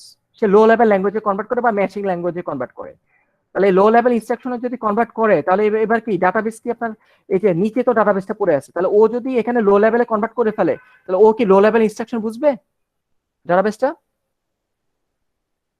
তো হার্ড ডিস্ক, সে তো হাই লেভেল ল্যাঙ্গুয়েজ ইনস্ট্রাকশন বুঝবে না, তাই না? তাকে তো লো লেভেল ইনস্ট্রাকশন গুলো দিতে হবে। কথা বোঝা যাচ্ছে? তাহলে এই যে কোয়েরি প্রসেসরের ডিডিএল ইন্টারপ্রেটার, সে কি করে ডিডিএল যে পার্ট গুলো আছে, ডিডিএল যে স্টেটমেন্ট গুলো আছে MySQL এ, সে এই স্টেটমেন্ট গুলোকে সে কি করে ইন্টারপ্রেট করে ফেলে, সে এগুলোকে ইন্টারপ্রেট করে লো লেভেলে কনভার্ট করে ফেলে। লো লেভেলে কনভার্ট করে ফেলে আপনার ডাটাবেসটা কি করতে পারে, ডিটেইলের উপর কাজ করতে পারে, বা অর্থাৎ পরবর্তীতে সেই ইনস্ট্রাকশনগুলোকে এক্সিকিউট করবে ডাটাবেসটা পরবর্তীতে। And in order to perform the DML operations, আপনার কোয়েরি প্রসেসরটা কি করে, কোয়েরি প্রসেসর ডিএমএল এর জন্য সে ডিএমএল এর জন্য ইন্টারপ্রেটার ইউজ করে না, সে ডিএমএল এর জন্য কম্পাইলার ইউজ করে। তার মধ্যে ডিএমএল কম্পাইলার থাকে, তাহলে ডিএমএল কম্পাইলার এই যে ডাটা ম্যানিপুলেশন ল্যাঙ্গুয়েজের যে কমান্ডগুলো আছে, সে এই কমান্ডগুলোকে সে কি করবে কি কনভার্ট করবে কোথায়, লো লেভেলে। একই তো কাজ করবে, সে লো লেভেল কমান্ডে কনভার্ট করে ফেলবে, ইনস্ট্রাকশনে কনভার্ট করে ফেলবে। কথা বোঝা যাচ্ছে? তাহলে ডিটেইল ইন্টারপ্রেটার আর DML compiler clear? Yes sir. তাহলে MySQL স্যার এর দুইজনই মানে একই কাজ করতেছে, বাট স্যার একটা ইন্টারপ্রেটার দিয়ে করতেছে আর একটা কম্পাইলার দিয়ে। স্যার এটা কেন? ইন্টারপ্রেটার আর কম্পাইলার পার্থক্য পড়ানো হয়েছে না আপনাদের SPL এ? আচ্ছা স্যার। পার্থক্য পড়ানো হয়েছিল ইন্টারপ্রেটার আর কম্পাইলার? মনে নেই স্যার। ওই তো একটু দেখে নিন। মেন কথা হচ্ছে কম্পাইলার কি করে, কম্পাইলার পুরো কোডটাকে এট এ টাইম এক্সিকিউট করে, আর ইন্টারপ্রেটার পুরো code at a time execute করে না, লাইন বাই লাইন এক্সিকিউট করে। Line by line. Line by line, এটাই তো মেইন ডিফারেন্সটা। ইন্টারপ্রেটার সে কি করে, line by line code execute করে। এই যে কোনো এক লাইনে যদি প্রবলেম পায় তাহলে সে স্টপ হয়ে যায়, তাই না ইন্টারপ্রেটারটা? আর কম্পাইলার লাইন বাই লাইন না, কম্পাইলার কি করে হোল কোডটাকে এই হোল কোডটাকে আপনার কি করে একসাথে এক্সিকিউট করে, তাই তো? হোল কোডটাকে একসাথে এক্সিকিউট করে, এটা হচ্ছে মেইন ডিফারেন্সটা। সো আমরা কি করব, আমরা আসলে ডিএমএল টা হচ্ছে আমাদের মেইন কাজটা কি, ডিডিএল এ না মেইন কাজটা ডিএমএল এ? ডিএমএল এ। আমরা ডেটা, আমাদের তো মেইন কাজটা করবো ডেটাকে নিয়ে, তাই না? আমরা ফর এক্সাম্পল আমরা যখন ডাটাবেজে একবার ডাটাকে ডিফাইন করে ফেলবো, ডাটাবেজে 5টা টেবিল আমি যদি ডিফাইন করে ফেলি, প্রতিবার বারবার কি আমাকে 5টা টেবিল ডিফাইন করতে হবে না একবার করলে হয়ে যায়? একবার করলেই হবে। একবার করলে হয়েছে। কিন্তু ওই টেবিলের ডাটা গুলাকে কি আমরা একবার চেঞ্জ করবো না আজীবন ডাটা হচ্ছে অ্যাড আপডেট ডিলিট করতে হবে? স্যার অলওয়েজ অ্যাড করতে হবে। অলওয়েজ করতে হবে। যেমন ফেসবুক কি করতেছে, ফেসবুকে ইউজার টেবিল একবার বানায় ফেলছে, কিন্তু প্রতিদিন প্রতি সেকেন্ডে যে ফেসবুকে সাইন আপ করতেছে ওই ডাটাগুলো কিন্তু প্রতি মুহূর্তে চেঞ্জ হচ্ছে, অর্থাৎ ডিএমএল। এই জন্য হচ্ছে ডিএমএল এর কমান্ড গুলোকে যদি আমরা পুরো কোডটাকে একসাথে এক্সিকিউট করি, তাহলে আমরা একটা কমান্ড এক্সিকিউট হবে না, একটা আমি অনেকগুলো কমান্ডের কাজ একসাথে করে ফেলতে পারবো। স্যার অনেকগুলো কমান্ডের কাজ। অনেকগুলো কমান্ডের কাজ একসাথে করে ফেলতে পারবো, এই জন্য ডিএমএল এ আমরা ম্যানিপুলেট করি। আর ডিডিএল এর বেলায় আমরা কি করবো, ডিডিএল এর সমস্যাটা হচ্ছে ডিডিএল এ আমি ফর এক্সাম্পল আমি বললাম, ডিডিএল এ আমি বললাম, এখানে বললে কি আমি বললাম তুমি আগে টেবিল 1টাকে ডিফাইন করো, টেবিল 1 এর কাজ হলে তারপর তুমি টেবিল 2 এর কাজ করবা। কেন টেবিল 1 এর পরে টেবিল 2 করতে হবে? কারণ টেবিল 2টা ইন্টারনালি সে রেফার করে টেবিল 1 কে, সে টেবিল 1 কে সে ইউজ করে ইন্টারনালি। তাহলে সে যদি ইন্টারপ্রেট না করতো, কম্পাইল করতো, তাহলে পুরোটাকে একসাথে করতে পারতো? করা পসিবল না। আগে তাকে টেবিল 1 বানিয়ে তারপর তাকে টেবিল 2 এর কাজ করতে হবে। টেবিল বানিয়ে দিতে হবে। এই জন্য ডিডিএলটার জন্য ইন্টারপ্রেটার ইউজ করতে হবে। ডিডিএল বেলায় লাইন বাই লাইন কাজ করতে হবে, কারণ আগের লাইনের উপর পরের লাইনটা ডিপেন্ড হতে পারে। কথা বুঝছেন? Sir thank you sir. Okay. So this is the difference between DDL and DML. That's why database management system uses interpreter for DDL engine, and it uses compiler for DML operation. So the query processor here, the DDL interpreter, it interprets the DDL statements, and the DML, it handles all the DML query statements. Okay, these are the difference or the basic two parts of query processor. And another, the last one of the query processor is the query evaluation engine. So what the query evaluation engine? Query evaluation engine executes the low level instruction. Actually, DDL converts the DDL statements to low level, and DML also converts the DML statements into low level. So both of these low level instructions converted by this either DDL or DML, DDL or DML. So all of these low level instructions finally executes by this query evaluation engine. The query evaluation engine last ওরা যে লো লেভেলে convert করে দিচ্ছে, SQL command গুলোকে যে লো লেভেলে convert করে দিচ্ছে, ওই লো লেভেল কোড গুলোকে এক্সিকিউট করে দিচ্ছে query evaluation engine.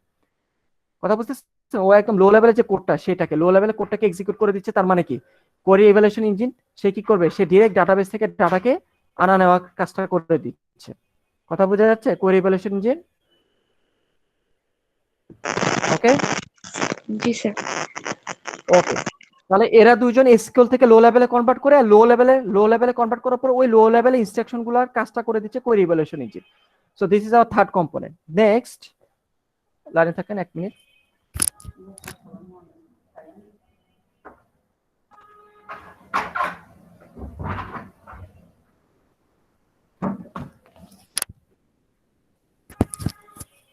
Next, our second component of database management system is the storage manager. So when the query evaluation engine wants to communicate with the database, যখন query evaluation engine ডাটাবেসের সাথে communicate করবে, তখন ঠিক মাঝখানে internal লেয়ারে একটা storage manager থাকে। So what storage managers do? Actually, the first thing storage manager do is the authorization and integrity manager. So first, it will ensure that query evaluation engine, when the query evaluation engine wants to execute the low level instruction, query evaluation engine যখন low level instruction গুলো execute করতে যাবে, for example query evaluation engine low level instruction পাইছে, তাকে data access করতে হবে কোথা থেকে? ডাটাবেস থেকে। তো সে যখন ডাটাবেস থেকে ডাটা আনতে যাবে, তার মাঝে স্টোরেজ ম্যানেজারের যে অথরাইজেশন যে ম্যানেজারটা থাকে, সে আগে দেখে যে আপনি কি অথরাইজড ইউজার কিনা। আপনি যদি আনঅথরাইজড ইউজার হন, তাহলে স্টোরেজ ম্যানেজার এই মাঝখানে আটকে দিবে, আপনাকে ডাটাবেস পর্যন্ত যাইতে দিবে না। কথা বুঝছেন? কথা বুঝা যাচ্ছে? জি স্যার। অথরাইজেশনের কাজ করে। আরেকটা কাজ করে ইন্টিগ্রিটি ম্যানেজার। এই যে একটু আগে আমি বলে আসছি, ডাটাবেস ম্যানেজমেন্ট সিস্টেমে কি ফিচার হচ্ছে কি, ইন্টিগ্রিটি কনস্ট্রেন্ট। ইন্টিগ্রিটি কনস্ট্রেন্ট মানে কি? ইন্টিগ্রিটি কনস্ট্রেন্ট মানে হচ্ছে কিছু কন্ডিশন, ডাটাবেস টেবিলের উপর কিছু কন্ডিশন। তার মানে হচ্ছে আপনি এখানে 500 নিচে কি ব্যালেন্স বানাতে পারবেন? আটকে দিবে। আটকে আটকে দিবে। 500 নিচে আটকে দিবে ওই কাজগুলো। ওই যে ওই ইন্টিগ্রিটি ম্যানেজারের কাজ হচ্ছে ইন্টিগ্রিটি যে কন্ডিশন গুলো আছে, এই ইন্টিগ্রিটি কনস্ট্যান্ট গুলো যে আপনি ডিফাইন করবেন ডাটাবেস টেবিলে, ওই কন্ডিশন গুলো ফুলফিল হচ্ছে কিনা সেটাকে চেক করে দেয়। তাহলে যে স্টোরেজ ম্যানেজার সে সরি ইন্টিগ্রিটি ম্যানেজার সে কাজটা করে দিচ্ছে। ক্লিয়ার? ঠিক আছে, এতটুকু। জি স্যার। তারপরে আমি বলছি ডাটাবেস ম্যানেজমেন্ট সিস্টেমের অ্যানাদার কি feature is database management system ensures atomicity. সে অ্যাটমিসিটি সিআই ইউআই।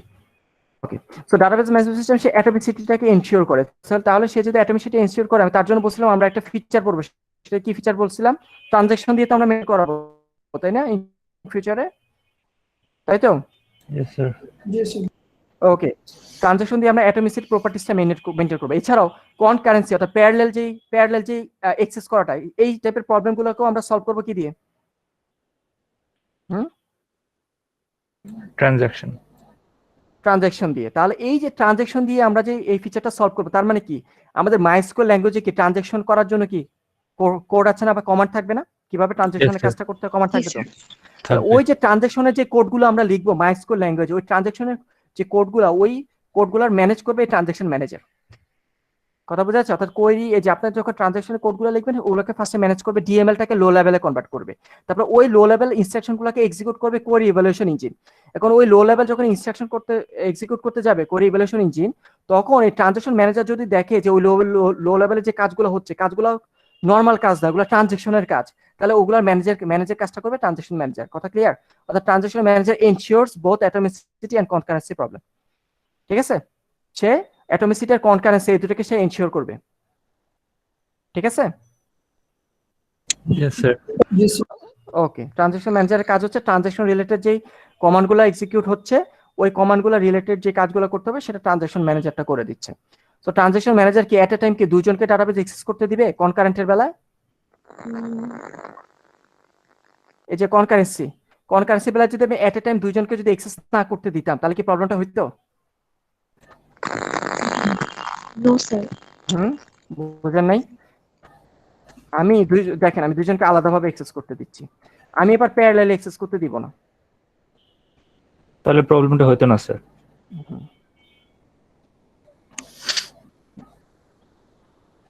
দেখেন আমি এই পাশাপাশি যে কাজটা হইতো ওই কাজটাকে পাশাপাশি না করে প্রথম জনের পরে করব। তাহলে প্রথম জনের পরে করলে সেই অ্যাকাউন্টে এর ব্যালেন্স কি 8000 পড়বে না 7000 পড়বে? স্যার 7000। 7000 পড়বে। তারপর 7000 থেকে 500 বিয়োগ দিলে 6500, ফাইনালি 6500 রাইট করবে। Problem solve. জি স্যার। ট্রানজাকশন ম্যানেজার কি করে, আমরা রিয়েল লাইফে আমরা প্যারালেলি আমরা অ্যাক্সেস করব, কিন্তু ট্রানজাকশন ম্যানেজার একজনকে ওয়েটিং রুমে বসায় রাখবে। সে বলবে আগে একজন কাজ শেষ করুক, তারপরে আমি আসতেছি তোমারটাতে। ওই যে লোডিং কথা বুঝতেছেন? আপনাকে লোডিং করায় রাখবে, কাজ করতে দিবে না, সে আগে একজনের কাজ শেষ করার জন্য ওয়েট করাবে। তাহলে এই যে কাজটা আপনার মানে আমরা ইউজাররা রিয়েল লাইফে আমরা চোখে দেখবো প্যারালেলি কাজ হচ্ছে, আসলে ইন্টারনালি ট্রানজাকশন ম্যানেজারটা কি করতেছে, আপনাকে প্যারালেলি আপনি অ্যাক্সেস করতেছেন, কিন্তু সে একজনকে এরকম পরে কাজ, তার কাজটাকে ওয়েটিং লিস্টে রেখে পরে করাচ্ছে। তাহলে কিন্তু ইন্টারনালি প্রবলেম সলভ হয়ে যাচ্ছে। ক্লিয়ার? সো এই যে এই আপনি একসাথে অ্যাক্সেস করবেন, একসাথে অ্যাক্সেস করলে কিন্তু প্রবলেম থেকে যায়, কিন্তু আপনি অ্যাক্সেস করবেন একসাথে ইউজার আপাত দৃষ্টিতে, অর্থাৎ ইউজার ভার্চুয়ালি দেখবে একসাথে তারা কাজ করতেছে, বাট ইন্টারনালি কাজটা একসাথে হচ্ছে না আগে পরে হচ্ছে? আগে পরে হচ্ছে, যে এট দ্য সেম টাইম হবে, বাট ইন্টারনালি এই যে ট্রানজাকশন ম্যানেজার এনশিওর করবে যে কাজটা আগে পরে হচ্ছে, সিকোয়েন্সিয়াল বানায় দিবে। ঠিক আছে? এটা একটা সলিউশন বলেছে। মিডের পরে দেখবেন এই জিনিস আবার পড়াবো, এই যেভাবে আগে পরে কিভাবে করে ট্রানজাকশন ম্যানেজার সেটা আমরা দেখবো মিডের পরে, অ্যালগরিদম পড়বো। সো এই যে ট্রানজাকশন ম্যানেজার কাজটা হচ্ছে ট্রানজাকশন অর্থাৎ অ্যাটমিসিটি কনকারেন্সি প্রবলেমগুলোকে সলভ করে ফেলা। তারপর হচ্ছে ফাইল ম্যানেজারের কাজ হচ্ছে, বাংলায় বলি, অবশ্য অনেকক্ষণ ধরে বাংলায় বলতেছি। ফাইল ম্যানেজারের কাজ হচ্ছে, এগুলো ইংলিশে বলতে গেলে আমার দিন চলে যাবে, বুঝছেন? ফাইল ম্যানেজারের কাজ হচ্ছে আমরা যে ডাটাবেসে যে ডাটাটা রাখবো, ডাটাবেসের কোন মেমোরিতে রাখবো, এটাকে আমরা বলে দেই নাকি ডাটাবেস ম্যানেজমেন্ট সিস্টেম এটাকে ম্যানেজ করে?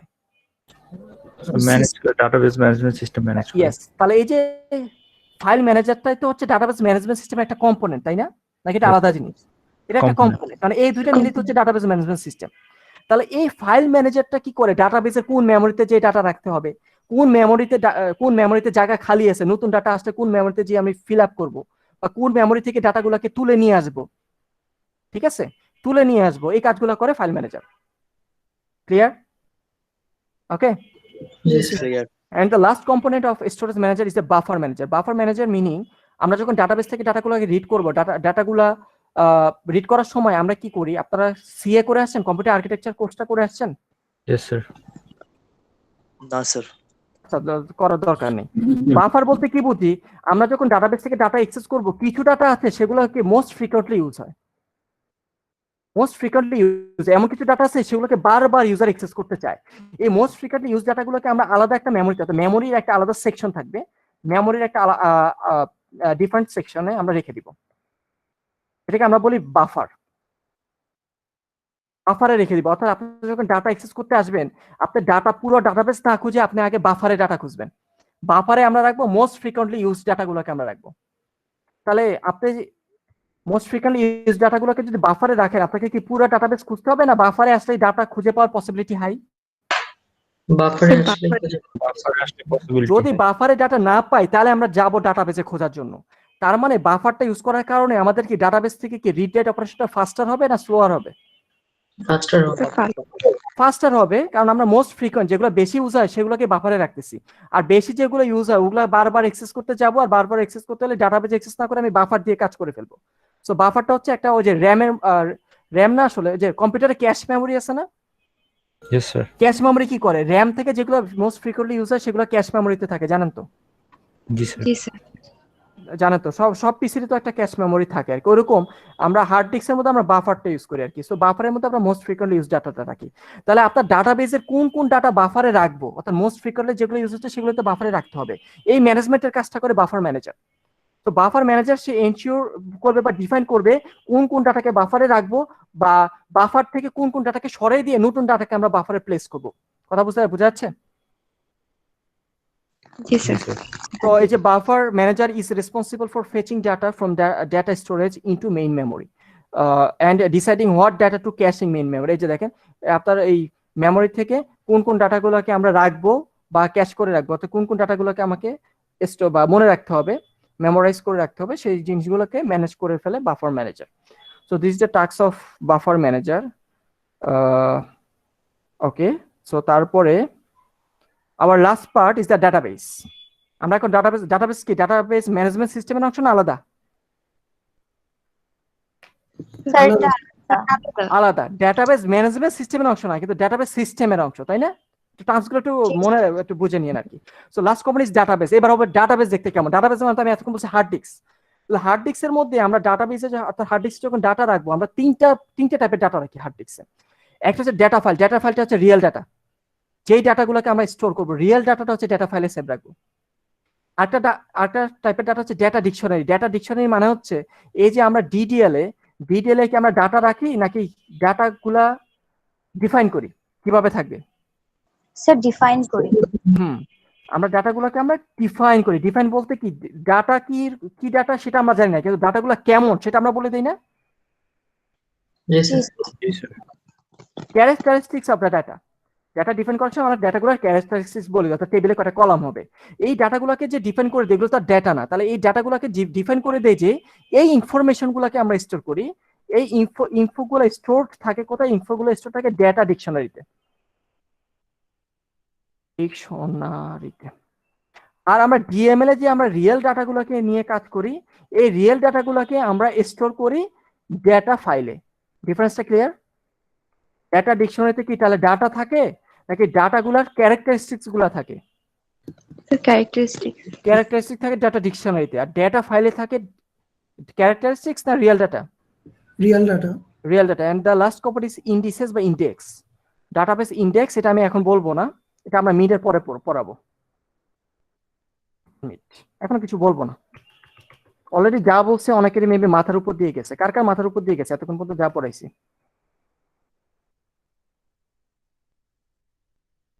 মাথার ভিতর ঢুকছে কিন্তু মনে কম আছে, দেখতে হবে। আবার পড়তে হবে। জি ওকে, আরো মাথার উপর দিয়ে যায় নাই। 100% এফিশিয়েন্ট সিস্টেম বলতে কোনো এফিশিয়েন্ট নেই, কারণ অনেকেরই মাথার উপর দিয়ে গেছে, চুপচাপ বসে আছে, ঘুমাচ্ছে কারা কারা? এই Tasnim Sanjida, are you there? জি স্যার। আচ্ছা, ঘুমান নাই। স্যার না। আসিফ মাহবুব আলম। জি স্যার, আছি স্যার। না, দাঁড়ান, প্রথম তো একটু সিরিয়াস আপনারা। এই যে একটু 2-3-4টা লেকচার যাক, তারপরে সবাই ঘুমাবেন। ওকে, সো দিস স্যার ইজ ভুল আওয়ার বলছেন, 15 মিনিট পর। আচ্ছা, so this is hour basic features of database. So আসলে আমরা মেনলি কি দেখলাম, আমাদের ডাটাবেসে কি ফিচার দেখলাম, এবং এই কি ফিচার, প্রত্যেকটা কি ফিচারকে এনশিওর করার জন্য আমরা কি ডিবিএমএস এ কি একটা করে কম্পোনেন্ট পাইছিলাম এই কি ফিচারগুলোকে ম্যানেজ করার জন্য তার কারেসপন্ডিং। জি স্যার, পাইছিলাম তো। আমরা কিন্তু কম্পোনেন্ট পাইছি, আমরা এই স্টোরেজ ম্যানেজারের মতো কিছু পাইছি ট্রানজাকশনের কাজ করার জন্য, বাফারের কাজ করার জন্য, বা অথরাইজেশন ইন্টিগ্রিটি কাজ করার জন্য। আবার ডিডিএল ডিএমএল কোডগুলোকে লো লেভেল ইন্টারপ্রেট করার জন্য কিন্তু আমরা কম্পাইলার আর ইন্টারপ্রেটারও পেয়ে গেছি। তাহলে আর কিছু বাকি নেই। তাহলে আমরা আসলে কি ফিচারে যে প্রবলেমগুলো সলভ করে, এই each and every problem solve করার জন্য ডাটাবেজের একটা করে কম্পোনেন্ট আছে। আপনি দেখবেন যে কোনোটা না কোনোটার মধ্যে ওই কাজগুলো হয়ে যাচ্ছে। তাহলে এটা হচ্ছে তাহলে একটা ডাটাবেস ম্যানেজমেন্ট সিস্টেম। আমরা কি করে, আমরা কি করতেছি, ফর এক্সাম্পল আমি যদি এখানে একটু দেখাই, আপনাদের ল্যাবে ক্লাস হয়েছে এখনো? আচ্ছা, ফর এক্সাম্পল আমরা যে ল্যাবে সফটওয়্যারটা ইউজ করাবো, এই যে মাইস্কিউএল, এই যে এটা হচ্ছে আমাদের ডাটাবেস ম্যানেজমেন্ট সিস্টেম, ডাটাবেস সার্ভারটা। এই যে মাইস্কিউএল দেখা যাচ্ছে, তো এটা হচ্ছে সার্ভার। আমরা জাস্ট সিম্পল একটা সিস্টেম ইনস্টল করে ফেলি, মাইস্কিউএল নিজস্ব একটা ডাটাবেস ম্যানেজমেন্ট সিস্টেমটা, যেটাকে আমরা ইনস্টল করে ফেলছি। এটা জাস্ট এক ক্লিকে ইনস্টল। কিন্তু এই যে এটার ব্যাক এন্ডে কিন্তু এই সবগুলা কাজ হচ্ছে, এই সব অপারেশন, কোয়েরি প্রসেসর আছে, তার ব্যাক এন্ডে স্টোরেজ ম্যানেজারও আছে, সব কাজ হচ্ছে। আমরা এগুলো চোখে দেখি না, ব্যাক এন্ডে সব হয়ে যায়। আমরা খালি কি করি, আমরা মাইস্কুলে কমান্ড লিখে বলে এক্সিকিউট করো, দ্যাটস ইট। তার বাদ বাকি এই যে পুরো কাজটা, এই সবগুলা কাজ আর এই সবগুলা কাজ, এগুলা করে দিচ্ছে কে? ডাটাবেস ম্যানেজমেন্ট সিস্টেম, তাই না? আমাদের আর কিচ্ছু ভাবতে হচ্ছে না, সব কাজ করে দিচ্ছে ডাটাবেস ম্যানেজমেন্ট সিস্টেম। ওকে ওকে, তারপরে তো এবার আমরা চলে যাব।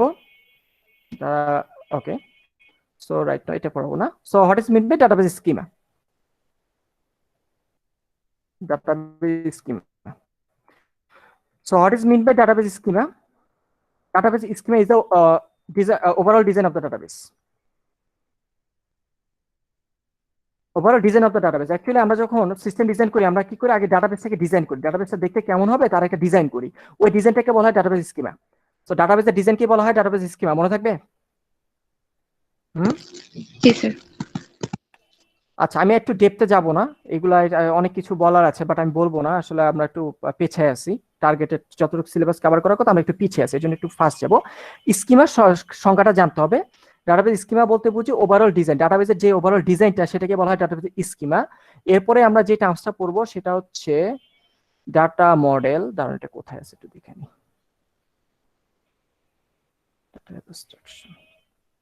এই যে এখানে নিচে আছে। সো এরপর আমরা যে টার্মসটা পড়বো সেটা হচ্ছে ডাটাবেস মডেল। এগুলো খুব সিম্পল টার্ম, এগুলো সংজ্ঞা তো আসলে কখনো আসবে না, এগুলো বুঝে নিতে হবে। এই কারণে স্কিমাটা আমি বলছি, ডাটাবেস থেকে আপনি যে ডিজাইন করবেন, ডিজাইনটাকে বলা হয় স্কিমা, মনে থাকবে তো? ডাটাবেসের ডিজাইনটা হচ্ছে স্কিমা। এখন একটা ডাটাবেস যখন ডিজাইন করতে যাবেন, আপনি কি মনের মতো ডিজাইন করবেন, নাকি ডিজাইনের জন্য কিছু ইন্টারন্যাশনাল রুলস থাকতে হবে, যে একটা ডাটাবেস ডিজাইন করার সময় এভাবে একটা বক্স আঁকো, এভাবে একটা অ্যারো চিহ্ন দাও, এরকম কি ফিক্স সেটআপ কিছু রুলস থাকবে না? কিছু সাইন থাকবে। ওকে, আপনার যদি মানে পৃথিবীর প্রত্যেকটা মানুষ যদি নিজেদের মতো করে ডাটাবেস ডিজাইন করে, আরেকজনকে বুঝাতে গেলে বলবে কি, আমার এই যে তুমি একটা বৃত্ত দেখতেছো না, এই বৃত্ত মানে হচ্ছে একটা ডাটাবেস। ও আরেকজন বুঝবে? আরেকজন বুঝবে না। তাহলে ডাটাবেসকে ডিজাইন করার জন্য কিছু ইন্টারন্যাশনাল সেট অফ রুলস থাকতে হবে, যেটা পৃথিবীর সবাই একই রকম ভাবে যেন ডিজাইনটা হয়, তাই না? তাহলে in order two design A database design করার সময় we need to use some set of symbols or tools. আমরা কোন একটা সেট অফ সিম্বল বা টুলস ইউজ করব। এই যে আমরা ডাটাবেস স্কিমা ডিজাইন করার সময় যে সিম্বল বা টুলস গুলো ইউজ করি, ইন্টারন্যাশনালি রেকগনাইজ যে সিম্বল বা টুলস গুলোকে ইউজ করি, সেটাকে বলা হয় ডাটা মডেল। কথা বুঝছেন? ডাটা মডেলটা কি? ডাটাবেস স্কিমা ডিজাইন করার সময় আমরা যেই কি করি, সিম্বল বা টুলস গুলোকে ইউজ করি, সেটাকে বলা হয় ডাটা মডেল। কথা বোঝা যায়? তাহলে আমরা ইউজিং ডাটা মডেল ইউজ করে আমরা কাকে ডিজাইন করি? আমরা কাকে ডিজাইন করি ডাটা মডেলের যে সিম্বল বা টুলস গুলো ইউজ করে? ডাটাবেস। একটু লাইনে থাকেন, একটা ফোন আসছে। হ্যালো, ওয়ালাইকুম আসসালাম।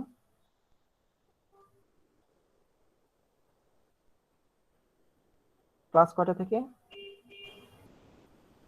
10:35।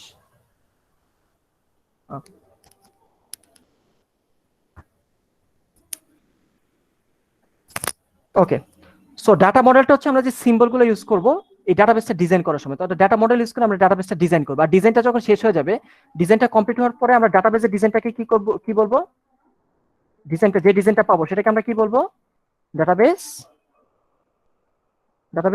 স্কিমা, তাই না? জি স্যার। কেউ বুঝি নাই?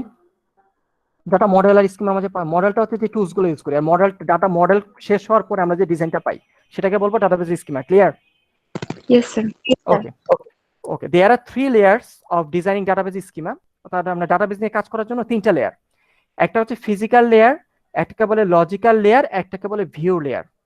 সো আমরা যে কাজটা করব, আমাদের কাজটা হচ্ছে যে লজিক্যাল লেয়ারে, অর্থাৎ আমরা যে ডাটাবেসগুলো ডিজাইন করব আমরা লজিক্যাল লেভেলে ডিজাইন করব। আর আমরা ফিজিক্যাল লেভেলে যাব, হ্যাঁ আমরা ফিজিক্যাল লেভেলে মোস্ট প্রবলি আসবো, দাঁড়ান একটু দেখে নিই, একটু শিওর হয়ে আনি। না, আমরা ফিজিক্যাল লেয়ারটা আমরা পড়াবো না আপনাদেরকে, ফিজিক্যাল লেয়ারটা আপনাদের ল্যাবে বা আমরা যখন মাইস্কুয়েল ল্যাঙ্গুয়েজটা পড়বো তখন আমরা ফিজিক্যাল লেয়ারটা পড়বো। অর্থাৎ আমরা আমাদের থিওরিতে, আমাদের ইউআইতে আমরা 2টা লেয়ার নিয়ে কাজ করবো, একটা লজিক্যাল লেয়ার, একটা হচ্ছে ফিজিক্যাল লেয়ার। তো আমি একটু ডিফারেন্সটা বলে দিই। ফিজিক্যাল মানে হচ্ছে একদম লো লেভেলটা, অর্থাৎ ডাটাবেজে ডাটাটা দেখতে কেমন হচ্ছে সেটা।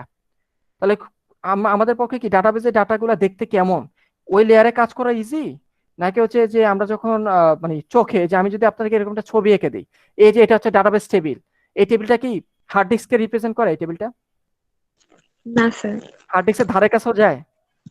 No sir. এটা হচ্ছে একটা লজিক্যাল ভিউ। লজিক্যাল ভিউ মানে হচ্ছে ডাটাটা হার্ড ডিস্কে কিন্তু সব বাইনারি 1 0, কিন্তু আমরা আসলে হার্ড ডিস্কে কিভাবে আছে ওটা নিয়ে আমাদের মাথা ব্যথা নেই। আমরা আমাদের নিজেদের ইউজারদের বোঝার সুবিধার্থে আমরা ডাটাবেসটাকে ডিজাইন করব এরকম একটা, এই যে দেখেন এরকম একটা টেবিল রাখবো, টেবিলে এক একটা কলাম দিব, কলাম দিয়ে দিয়ে এভাবে এক একটা রোতে আমরা এক একটা ডাটা রাখবো। রিয়েল লাইফে কি ডাটা এইভাবে আছে না 1 0 হার্ড ডিস্কে? 1 0। তাহলে হার্ড ডিস্ক লেভেলে যেরকম আছে এটা আমার জানার দরকার নেই। আমরা আমাদের নিজেদের বোঝার সুবিধাতে আমরা ডাটাগুলোকে এভাবে যদি ডিজাইন করি, এটাকে বলে লজিক্যাল লেভেল ডিজাইন। যে লজিক্যাল লেয়ারে, অর্থাৎ লজিক্যাল লেয়ারে যে ডাটাবেসের ডিজাইন সেটাকে বলে লজিক্যাল স্কিমা। তারপরে এখানে যে ছবিটা আছে এটা কি ফিজিক্যাল স্কিমা না লজিক্যাল স্কিমা? এই ছবিটা ফিজিক্যাল কে বলছে? স্যার আমি বলছি। আচ্ছা, ফিজিক্যাল মানে হচ্ছে হার্ড ডিস্ক লেয়ারে কাজ করা। ও আচ্ছা। এটা কি হার্ড ডিস্কের, এটা এই যে ডাটাগুলো এটা কি হার্ড ডিস্কে রিপ্রেজেন্ট করে নাকি হার্ড ডিস্কের ডাটা 1 0? হ্যাঁ, হার্ড ডিস্কের ডাটা কি এভাবে টেবিল, এরকম হার্ড ডিস্কের মধ্যে কি এরকম টেবিল রাখবেন আপনি? টেবিলের মধ্যে এভাবে রোতে ডাটা রাখবেন হার্ড ডিস্কে, নাকি হার্ড ডিস্কের মধ্যে মানে সব ডাটা বাইনারি এবং গদ বাঁধা ভাবে থাকে, তাই না হার্ড ডিস্কের ভিতরে ডাটাগুলো? জি স্যার। আপনার ওই যে একটা গানের ডাটা, একটা ধরেন আপনার অন্য ড্রাইভের ডাটা আর ডাটাবেসের ডাটা সব মিলে তো হার্ড ডিস্কের মধ্যে থাকে, তাই না? তো এটা এই ডাটা হার্ড ডিস্ককে রিপ্রেজেন্ট করে না, এটা হচ্ছে লজিক্যাল ভিউ। অর্থাৎ রিয়েল লাইফে ডাটা এরকম না, কিন্তু আমরা আমাদের ইউজারদের বোঝার সুবিধার্থে আমরা ডাটাগুলোকে এভাবে আমরা ছবিটা আঁকি। এভাবে ছবি আঁকলে দেখো তো আমরা একবার তাকিয়ে বুঝি না কোন টেবিলে কি কি ডাটা আছে, বোঝা যায় একবার তাকিয়ে? জি স্যার। বোঝা যাচ্ছে তো? সো এই জন্য এটাকে বলে লজিক্যাল ভিউ। লজিক্যাল ভিউটাকে রিয়েল ভিউ নাকি ইউজারদেরকে বোঝার সুবিধার্থে একটা ভিউ দেওয়া? ইউজারের সুবিধা। ইউজারের বোঝার সুবিধার্থে। তাহলে আসলে আমরা মেইনলি কাজ করবো লজিক্যাল লেয়ারে, আর আমরা যখন মাইস্কুয়েলে কমান্ড গুলো লিখবো তখন আমরা ফিজিক্যাল লেয়ারে কাজ করবো। মাইস্কুয়েলে কমান্ড গুলো হচ্ছে ফিজিক্যাল লেয়ারে চলে যায় এই কারণে। তাহলে আমাদের এই 2টা লেয়ার নিয়ে কাজ, লজিক্যাল লেয়ার আর হচ্ছে ফিজিক্যাল লেয়ার। ঠিক আছে? সো এই যে লজিক্যাল আর ফিজিক্যাল লেয়ার, তাহলে লজিক্যাল লেয়ারে আমরা যে ডাটাবেস গুলোকে ডিজাইন করবো, স্কিমা ডিজাইন করবো, সেটাকে বলে লজিক্যাল স্কিমা। ফিজিক্যাল লেয়ারে যে স্কিমা ডিজাইন করে সেটাকে বলে physical schema. Logical schema design করার জন্য আমরা যে সিম্বল গুলো ইউজ করবো সেটা কি, সেই ডাটা মডেল গুলো কি লজিক্যাল লেয়ারের ডাটা মডেল না ফিজিক্যাল লেয়ারের ডাটা মডেল? লজিক্যালের ডাটা মডেল। তাহলে দেখেন এই যে লজিক্যাল স্কিমার জন্য আমরা যে ডাটা মডেল গুলো ইউজ করবো, যে ডাটা মডেল, লজিক্যাল লেয়ারে ডাটা মডেলের জন্য অনেকগুলো ডাটা মডেল বাজারে আছে। একটা হচ্ছে ইয়ার মডেল বলে, একটা হচ্ছে অবজেক্ট ওরিয়েন্টেড মডেল আছে। আমি কালার করে রাখছি কারণ হচ্ছে আমরা লজিক্যাল লেয়ার ইয়ার মডেলটা আমরা শিখবো। কথা বোঝা যাচ্ছে? আমরা একটা লজিক্যাল মডেল দেখবো। মডেল কি? মডেলটা হচ্ছে set of symbols by using that will design the database. আমরা ডাটাবেস ডিজাইন করার জন্য যেই সিম্বল গুলো ইউজ করবো সেটা হচ্ছে ইয়ার মডেল। ঠিক আছে? আর ইয়ার মডেল দিয়ে আমরা যে ফাইনালি যে মডেলটা বিল্ড আপ হবে সেটা কি ডাটাবেস স্কিমা, তাই না?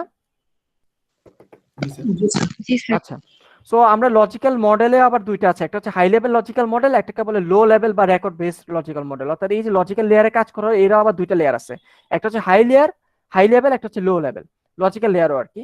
তাহলে হাই লেভেলের মধ্যে থেকে আমরা ইয়ার মডেল শিখবো, লজিক্যালেরই লো লেভেল, এটাও লজিক্যাল, তো লো লেভেল লজিক্যাল থেকে আমরা শিখবো রিলেশনাল মডেল। কথা ক্লিয়ার? আরো আছে হায়ারার্কিক্যাল মডেল আছে, নেটওয়ার্ক মডেল আছে, আমরা এগুলো দেখবো না, আমরা একটা শুধুমাত্র শিখবো, সেটা হচ্ছে রিলেশনাল মডেল। ক্লিয়ার? জি স্যার।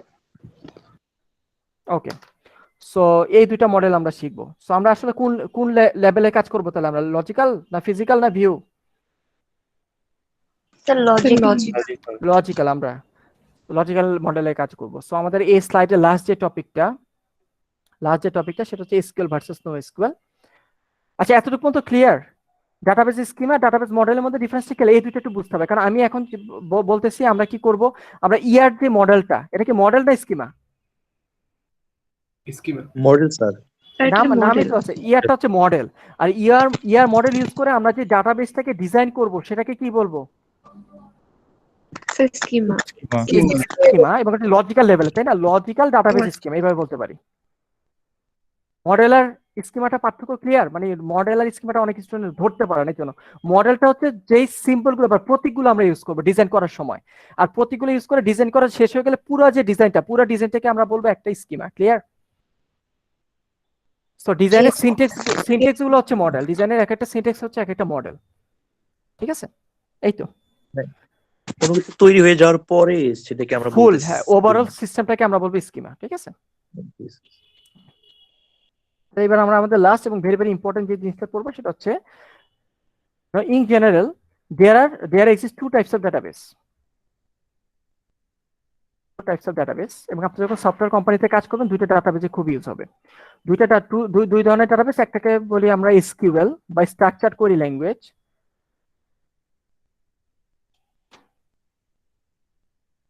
একটা নাম আছে স্ট্রাকচারড কোয়েরি ল্যাঙ্গুয়েজ, আসলে ল্যাঙ্গুয়েজ হয়ে যায়, এটাকে বলে রিলেশনাল ডাটাবেস। রিলেশনাল ডাটাবেসের কাজ করার জন্য আমরা যে ল্যাঙ্গুয়েজটা ইউজ করি সেটা হচ্ছে এসকিউএল। তাহলে আমাদের রিয়েল লাইফে দুই ধরনের ডাটাবেস আছে, একটাকে বলে রিলেশনাল ডাটাবেস, যেটার উপর কাজ করার জন্য আমাদের অলওয়েজ এসকিউএল স্ট্যান্ডার্ড ফলো করতে হয়, আর আরেকটা স্পেশাল টাইপের ডাটাবেস আছে, সেটাকে বলে নন রিলেশনাল ডাটাবেস। যে এই ধরনের ডাটাবেসকে আরেকটা নাম হচ্ছে নো এসকিউএল। নাম শুনছেন নো এসকিউএল? নো মানে হচ্ছে নন রিলেশনাল এসকিউএল বা স্ট্রাকচারড কোয়েরি ল্যাঙ্গুয়েজ। আসলে নো এসকিউএল বলতে আসলে কোনো ল্যাঙ্গুয়েজ নাই যদিও বাজারে। দুটো টার্মস ক্লিয়ার? দুই ধরনের ডাটাবেস আছে, একটাকে বলে এসকিউএল, একটাকে বলে নো এসকিউএল। সো এসকিউএল মানে হচ্ছে রিলেশনাল ডাটাবেস, নো এসকিউএল মানে হচ্ছে নন রিলেশনাল ডাটাবেস। এতটুকু ক্লিয়ার? জি স্যার। আচ্ছা, ভেরি ভেরি ইম্পর্টেন্ট, কিন্তু সফটওয়্যার কোম্পানিতে দুটোই, কিন্তু ইউআইউ না, বাংলাদেশের সকল ইউনিভার্সিটি, ইভেন ফরেন ইউনিভার্সিটিতে নো এসকিউএল পড়ায়, বাংলাদেশের সকল ইউনিভার্সিটিতে রিলেশনাল ডাটাবেস, শুধু আমরা রিলেশনালটা পড়াই। রিলেশনাল ডাটাবেস হচ্ছে একটা এমন ধরনের ডাটাবেস যে ডাটাবেসে আমরা ডাটাগুলোকে স্টোর রাখি একটা টেবিল আকারে, টেবিলের মতো, লজিক্যাল লেভেলে টেবিল আকারে, ফিজিক্যাল না, লজিক্যাল লেয়ারে যদি আমরা টেবিল আকার ফরম্যাটে ডাটাগুলোকে ভিউ করাই, শো করি, তাহলে এই ধরনের ডাটাগুলোকে আমরা বলবো রিলেশনাল ডাটাবেস। ক্লিয়ার? জি স্যার। সো রিলেশনাল মানে হচ্ছে টেবুলার আর কি, রিলেশনালের আরেকটা নাম অনেকে বলে টেবুলার ডাটাবেস বলে। টেবিল ফরম্যাটে ডাটা স্টোর করলেই চোখ বুঝে বলে দিবেন এটা রিলেশনাল ডাটাবেস। আর এই ডাটাবেসে কাজ করার জন্য আমাদের যে ল্যাঙ্গুয়েজ বা স্ট্যান্ডার্ড ফলো করতে হবে সেটা হচ্ছে SQL. Clear? G sir. G sir. So this is called relational database, and another format database is non-relational database. Non-relational database কোনো ফিক্সড কোনো ফরম্যাটে, প্রথম কথা হচ্ছে এটা টেবিল আকারে ডাটা স্টোর করে না। সে ডাটা স্টোর করে কিভাবে, এখানে আমি কিছু বলছি। সে ডাটা স্টোর করে এক একটা ডকুমেন্ট আকারে, ডকুমেন্ট মানে ফাইল আকারে ডাটা স্টোর করে, অথবা কি ভ্যালু পেয়ার ডিকশনারি আকারে ডাটা স্টোর করে, অথবা সে গ্রাফ, এই যে আপনারা গ্রাফ এঁকে আসছেন ডাটা স্ট্রাকচারে, গ্রাফ পড়ছেন না? গ্রাফ নোট থাকবে, এস থাকবে, গ্রাফ আকারে সে ডাটা স্টোর করে, অথবা ওয়াইড কলাম স্টোর, অর্থাৎ এক একটা নো এসকিউএল এক এক ধরনের ডাটাবেস এক এক ভাবে ডাটাগুলোকে স্টোর করে। আমি এখানে একটা এক্সাম্পল নো এসকিউএল ডাটাবেসের ইউজ করে, মঙ্গোডিবিটা হচ্ছে নো এসকিউএল, কাসান্ড্রা হচ্ছে নো এসকিউএল। মানে আমি দুইটা সফটওয়্যার কোম্পানিতে কাজ করি, দুইটাতে আমাকে এই দুইটার উপর কাজ করতে হয়েছিল। আর এসকিউএল ডাটাবেসের আমি এক্সাম্পল লাস্ট ক্লাসে বলেছি, এসকিউএলাইট হচ্ছে এসকিউএল স্ট্যান্ডার্ড ফলো করে, PostgreSQL, Oracle, MySQL, Microsoft SQL server, এরা সবাই হচ্ছে রিলেশনাল ডাটাবেস। তো নর্মালি হচ্ছে যে কোম্পানিগুলো এই দুটো ইউজ করে। এগুলো ইউজ হয় এসকিউএল এর, আসলে ওরা ভাই ভাই আসলে আমি গতদিন বলছিলাম না, যেহেতু ওরা সবাই এসকিউএল স্ট্যান্ডার্ড ফলো করে, তাতে সিনট্যাক্স এর কোনো ডিফারেন্স নাই। আমি বলছিলাম যে around 90 to 95% syntax are same. Okay, 90 to 95% syntax are same. So আসলে actually all of this are almost similar. So SQL যেই মাইস্কুয়েল যে ল্যাঙ্গুয়েজগুলো আছে সেটা হচ্ছে এটা। আর using NoSQL, there exists different types of NoSQL database in the market. I have mentioned only two, MongoDB and Cassandra. So here I have mentioned the MongoDB example, how MongoDB stores database.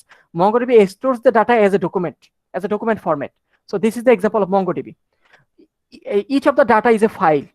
এই যে document 1, একটা document হচ্ছে একটা data, এই যে সব data একটা ডকুমেন্টে স্টোর করা হয়েছে, এবং অনেকগুলো ডকুমেন্ট মিলে হচ্ছে একটা টেবিল। মঙ্গোডিবিতে টেবিল বলতে কোনো ওয়ার্ড নাই, এটাকে বলে একটা কালেকশন। মাইস্কুয়েলে যেমন একটা টেবিলের মধ্যে অনেকগুলো ডাটা স্টোর করে, মঙ্গোডিবি একটা কালেকশন অনেকগুলো ডকুমেন্টকে স্টোর করে। বুঝাচ্ছে মঙ্গোডিবি দেখতে কেমন? জি স্যার। এটা হচ্ছে মঙ্গোডিবি, যে একটু চেহারা দেখাই দিলাম। তাহলে দেখেন নর্মালি হচ্ছে রিলেশনাল ডাটাবেস গুলো হচ্ছে খুব ইজি টু ক্যাপচার। মঙ্গোডিবিটাও ইজি, কঠিন বলবো না আর কি, এটা আর কি আলাদা ফরম্যাট, ডকুমেন্ট ফরম্যাট। একটা ডকুমেন্টের মধ্যে একটা ডাটাকে স্টোর করে, অনেকগুলো ডকুমেন্ট মিলে হয় একটা কালেকশন মানে হচ্ছে আমাদের রিলেশনাল ডাটাবেস একটা টেবিল, আর অনেকগুলো কানেক্ট। ডকুমেন্ট বলতে কি বোঝাচ্ছে? একটা কি টেক্সট ফাইল জাতীয় এরকম কোনো কিছু? হ্যাঁ টেক্সট ফাইলের মতো, ইয়েস এরকম। ডকুমেন্ট কি একটা টেবিল হয়ে যাচ্ছে হিসাবে? কি বলেন, আবার বলেন স্যার। একটা ডকুমেন্ট কি একটা টেবিল হয়ে যাচ্ছে, এরকম ভাবে বুঝাইতেছে এটা? না, আপনি মানে কম্পেয়ার যদি করেন, রিলেশনালের একটা টেবিল মানে হচ্ছে একটা কালেকশন ডকুমেন্ট, আর একটা ডকুমেন্ট হচ্ছে টেবিলে একটা রো। ওকে, একটা রো কি একটা ডাটা না টেবিলের? জি স্যার। প্রথম রোটা কি 1 নাম্বার স্টুডেন্টের ডাটা, 1 নাম্বার স্টুডেন্টের কোর্স কোড হচ্ছে 4 আর তার মার্কস হচ্ছে 85, তাই না? এটা হচ্ছে 1 নাম্বার স্টুডেন্টের ডাটা। পরেরটা হচ্ছে 1 নাম্বার স্টুডেন্টের ডাটা, পরেরটা হচ্ছে 2 নাম্বার স্টুডেন্টের ডাটা। এই একটা ডাটা হচ্ছে এখানকার একটা ডকুমেন্ট, একটা রো হচ্ছে একটা ডকুমেন্ট। আর এখানকার পুরো টেবিলটা হচ্ছে এখানকার একটা কালেকশন, অনেকগুলো ডকুমেন্ট মিলে হচ্ছে একটা কালেকশন, যেটা আসলে হচ্ছে একটা টেবিল। কম্পেয়ার যদি করি রিলেশনালের কথা, বোঝাচ্ছে? সো মঙ্গোডিবি থেকে ডাটা অ্যাক্সেস করার জন্য এটার জন্য মঙ্গোডিবি নিজস্ব প্রোগ্রামিং ল্যাঙ্গুয়েজ আছে, সেটাকে ফলো করতে হবে। তো এখানে বলা আছে ডিফারেন্সে যে SQL database use structured query language and have a predefined schema. আর NoSQL যে ডাটাবেস গুলো আছে, NoSQL ডাটাবেস have dynamic schema for unstructured data. NoSQL এর বলতে স্কিমা গুলো আছে ডাইনামিক, এবং তার জন্য কোনো স্ট্রাকচার্ড কোয়েরি ল্যাঙ্গুয়েজ বা এরকম কোনো ফিক্স কোনো ল্যাঙ্গুয়েজ নাই। একটা মঙ্গোডিবি ল্যাঙ্গুয়েজ একটা, কাসান্ডার জন্য ওর নিজস্ব ল্যাঙ্গুয়েজ, অর্থাৎ একটা NoSQL ডাটাবেস একটা আলাদা আলাদা ল্যাঙ্গুয়েজ ইউজ করে। কথা বোঝা যাচ্ছে? সো এসকিউএল যেটা, এসকিউএলটাকে বলা হয় রিলেশনাল ডাটাবেস, NoSQLটাকে একটু আগে বলেছি নন রিলেশনাল ডাটাবেস। এসকিউএল ডাটাবেসটা হচ্ছে টেবিল বেস, এই যে ডিফারেন্স বলেছি টেবিল আকারে দেখতে। NoSQL যে ডাটাবেসগুলো এগুলো ডকুমেন্ট, এগুলো বেস। আর আরেকটা ডিফারেন্স হচ্ছে এসকিউএল যে ডাটাবেসগুলো সেগুলো হচ্ছে ভার্টিক্যাল স্কেলেবল, NoSQL ডাটাবেসগুলো হচ্ছে হরাইজন্টাল স্কেলেবল। এটা মানে কি আমি একটু বলি। ফর এক্সাম্পল, আপনাকে এটা হচ্ছে প্রবলেম আর কি MySQL ডাটাবেসে। আপনি এসকিউএল এ ডাটাগুলোকে স্টোর করেন একটা টেবিলে, অর্থাৎ আপনার ডাটাবেস টেবিলে ফর এক্সাম্পল ডাটা শুধু ডাটা আছে 1000 ডাটা আছে। 1000 ডাটা মানে কি 1000টা কি রো না, তাই তো? জি স্যার। 1000টা রো। তারপরে আপনার সিস্টেমে গত 1 মাসে ফর এক্সাম্পল 10,000 লোক সাইন আপ করছে, তাহলে রো সংখ্যা কি 1000 হবে না 11,000 হয়ে যাবে? 11,000। ইন টোটাল 11,000 রো, তাই তো? ইন টোটাল 11,000 রো হয়ে যাবে, তাই তো? তার মানে দেখেন টেবিলটার হাইট বাড়তেছে না উইডথ বাড়তেছে? টেবিলের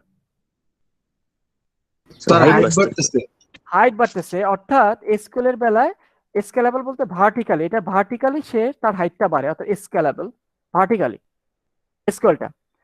আর NoSQL এর বেলায় NoSQL ডাটাবেসের সুবিধা হচ্ছে আপনার যখন ডাটা বাড়তে থাকে, আপনি NoSQL ডাটাগুলোকে আপনি ভেঙে, ইন টোটাল 11,000 ডাটা না, SQL এর বেলায় ডাটা টেবিলটাকে আপনি ভাঙতে পারবেন। 11,000 টেবিল তো, 11,000টা রো একটা টেবিলে, আমি এক কাজ করি 11,000টা রো থেকে আমি 5,000 রোকে রাখলাম আর বাকি 5,000 অন্য টেবিলে দিলাম, এভাবে করা যায় না, হ্যাঁ SQL এর বেলায়। সো এই জন্য SQL এর বেলায় অর্থাৎ ডাটার সাইজগুলো বাড়ে ভার্টিক্যালি, হাইট বাড়তে থাকে। তো NoSQL এর বেলায় সুবিধা হচ্ছে, NoSQL এর বেলায় যেহেতু ডাটাগুলো সেভ থাকে, ফর এক্সাম্পল এটা বেলায় থাকে একটা ডকুমেন্ট আকারে, আমি কি করতে পারি, আমি একটা স্টোর হাউসে আমি ধরো ফর এক্সাম্পল 5,000 ডকুমেন্টসকে আমি এক জায়গায় রাখবো, সেভ করবো, বাকি 5,000 এনাদার 5,000কে আমি আলাদা জায়গায় স্টোর করবো, তাহলে এবার কি ভার্টিক্যালি হাইট বাড়বে নাকি ভার্টিক্যালি হাইট কমে আমি হরিজন্টাল হাইট বাড়াতে পারবো? হরিজন্টালি করতে পারবো। আপনি যদি ভাগ করে ফেলেন হাইট কি ভার্টিক্যালি বাড়তেছে না? আপনি 5000 করে ভাগ করে ফেললে হাইটটা কি বাড়ে না ফিক্স থাকে? হাইটটা ফিক্স থাকে, তাই না? এই জন্য এটাকে বলা যায় হরাইজন্টাল স্কেলেবল। আপনি চাইলে ডাটাবেজের ডাটাগুলোকে হরাইজন্টালি ডিস্ট্রিবিউট করে ফেলতে পারেন। অর্থাৎ আপনি একটা হার্ড ডিস্কে ডাটা স্টোর না করে আপনি 10টা হার্ড ডিস্কের ডাটাগুলোকে ভাগ করে দিবেন, তাহলে কি ভার্টিক্যালি বাড়ে না হরাইজন্টালি? হরিজন্টাল। দুভাবে পারবে স্যার, হরিজন্টালিও তো পারবে, ভার্টিক্যালি পারবে। হ্যাঁ, মানে মানে এটা হচ্ছে কি ফিচার আর কি, আমরা ভার্টিক্যালি বাড়তে দিব না, আমরা হরিজন্টাল বানায় ফেলবো। বুঝছেন ঘটনা? বুঝছেন ডিফারেন্সটা? জি স্যার। তো এটা হচ্ছে NoSQL-এর সুবিধা। এবং আপনার যখন ক্লাউডে কাজ করবেন, এই ক্লাউডে আমরা যখন কাজ করি, ক্লাউডে তো হিউজ অ্যামাউন্টের ডাটা থাকে। এই জন্য ক্লাউড নর্মাল SQL-এ কাজ করে না, ক্লাউড কাজ করে NoSQL-এ। কারণ ক্লাউডের মধ্যে যখন আপনি মানে হিউজ অ্যামাউন্টের ডাটা রাখবেন, ক্লাউড এত ডাটা রাখার জন্য সে ভার্টিক্যালি যখন আপনি কাজ করতে যান, এটা হচ্ছে কস্টলি। কেন কস্টলি আমি একটা এক্সাম্পল দিই। ভার্টিক্যালি যখন আপনি কাজ করতে দেবেন, আপনার হার্ড ডিস্কের সাইজ 1 টেরাবাইট, ডাটা সাইজ বেড়ে গেছে, তখন 1 টেরাবাইট হার্ড ডিস্ককে রিপ্লেস করতে হবে কত? আপনি কি আরেকটা হার্ড ডিস্ক কিনতে পারবেন, নাকি এই হার্ড ডিস্কটা বাদ দিয়ে আপনাকে ফর এক্সাম্পল 10 টেরাবাইটের হার্ড ডিস্ক লাগাইতে হবে? দাম বেশি কার, 1 টেরাবাইট হার্ড ডিস্কের দাম বেশি না 10 টেরাবাইটের? 10 টেরাবাইটের দাম বেশি। আর এটা যেহেতু NoSQL যেহেতু হরাইজন্টাল স্কেলেবল, এখানে আপনার একটা হার্ড ডিস্ক ছিল 1 টেরাবাইটের হার্ড ডিস্ক, এটাকে কি বাদ দিবেন নাকি আপনি আরো 1 টেরাবাইটের হার্ড ডিস্ক কিনবেন? স্যার আরেকটা 1 টেরাবাইট অ্যাড করব। আপনার আরো টাকা লাগবে, আপনি আরো 1 টেরাবাইটের হার্ড ডিস্ক অ্যাড করতে থাকেন। এটা খুব ইজি, ইমপ্লিমেন্টেশনটা খুব ইজি NoSQL গুলা। বুঝছেন ঘটনা? যেখানে আপনার যত বেশি সাইজ বাড়তে থাকে তখন আপনার কস্ট তত বাড়তে থাকে, কিন্তু NoSQL এর বেলা আপনি একটা কম দর হার্ড ডিস্ক, এই 1 টেরাবাইটের কম দর হার্ড ডিস্ক 10টা লাগাই দিবেন, দেখবেন যে আপনার কস্ট অনেক কমে গেছে। বুঝছেন? এটা হচ্ছে সুবিধা। সো ক্লাউড গুলো নর্মাল হচ্ছে ডিস্ট্রিবিউটেড সিস্টেম। ডিস্ট্রিবিউটেড মানে কি, পুরো সিস্টেমটা কি এক জায়গায় ডাটাগুলোকে থাকে না, নাকি ডাটাগুলো ভাগ ভাগ অবস্থায় থাকে? ডিস্ট্রিবিউটেড ভাগ ভাগ অবস্থা থাকে। ভাগ ভাগ অবস্থায় থাকবে। আপনি যদি এসকিউএল ইউজ করেন, ভাগ ভাগ করে রাখতে পারবেন নাকি এক জায়গায় সব ডাটা রাখতে হবে? স্যার এক জায়গায় এক জায়গায় রাখতে হবে। এবং যদি সাইজে না আটে 10 টেরাবাইটকে রিপ্লেস করতে হবে, তখন আরো পেটাবাইট দ্বারা ওরকম হতে থাকবে। এবং আপনাদের এক সময় দেখা যাবে আপনার কন্ট্রোলের বাইরে চলে যাবে। যেহেতু ডিস্ট্রিবিউটেড সিস্টেম, আপনি যদি ভাগ ভাগ করে যদি ডাটা রাখেন, তাহলে এটা কি হয়, ফাস্টার হয়ে যায়, সিস্টেমগুলো ফাস্টার।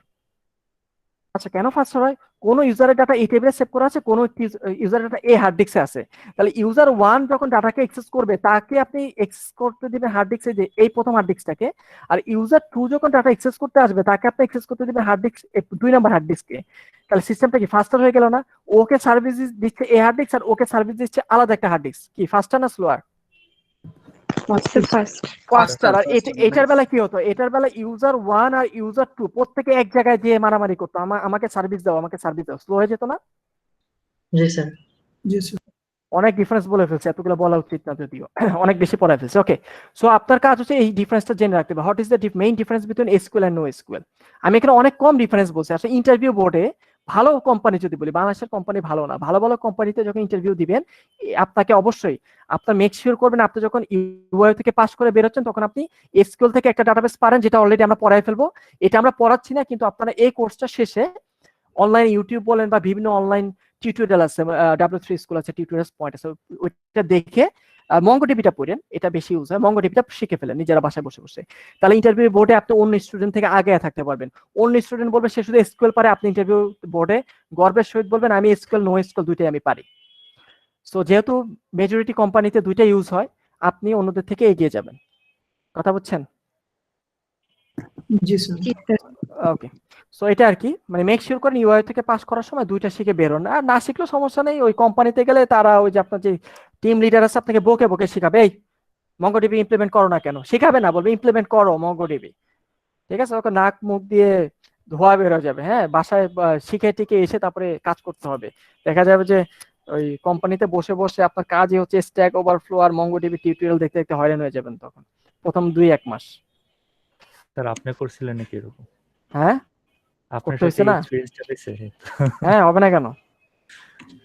ওকে, so this is our first slide upload করে দেওয়া আছে। আমার ফার্স্ট স্লাইডটা আপলোড করে দেওয়া আছে ইয়াতে।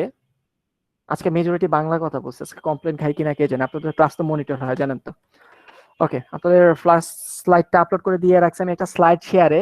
আপনাদের একটু অ্যাকাউন্ট খুলতে হবে সবাইকে কষ্ট করে, লিঙ্কডইন অ্যাকাউন্ট থাকলেই হবে, বুঝতে পারছেন? সো স্লাইড শেয়ার থেকে ডাউনলোড করে নেবেন স্লাইডটা। পাইছেন না? লিঙ্কটা পাইছেন না? কে অ্যাক্সেস করতে চায়? আবার চলে যাচ্ছে।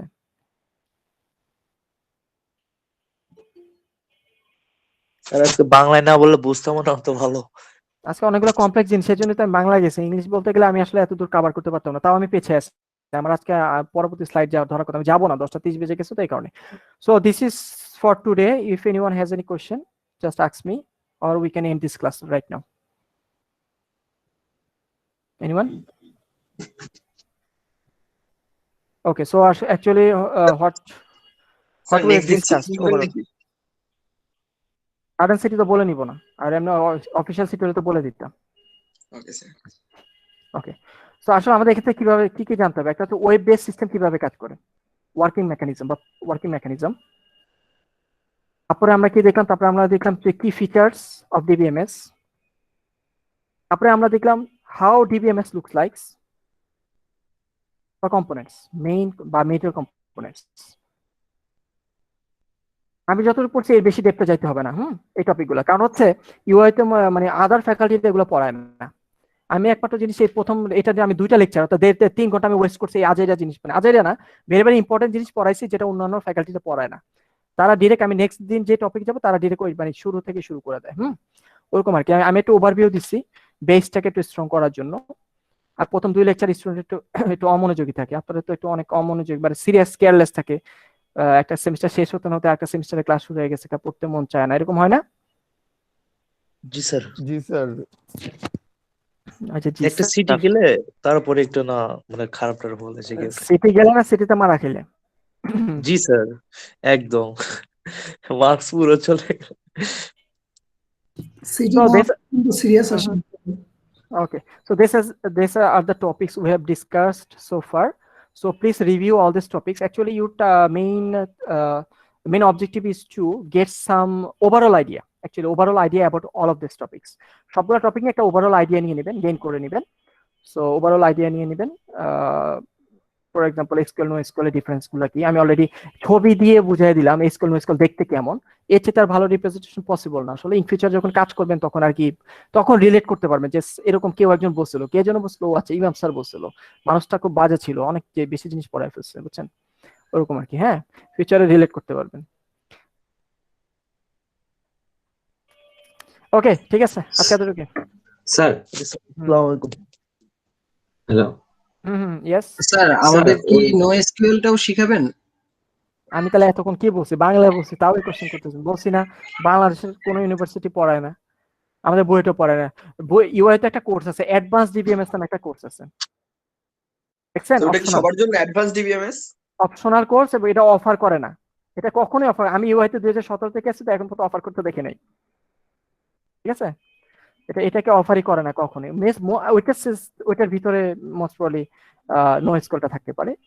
আরে কি এগুলো শিখতে কি লাগে? গুগল করবেন, আপনার গুগল করলে শিখে নেবেন। এই মাই স্কুলটা শিখে নেন, মাই স্কুল শেখার পর একটা ওভারঅল আইডিয়া হয়ে যাবে, তো তখন মঙ্গোডিবি দেখার পরে এমনি বুঝে যাবেন।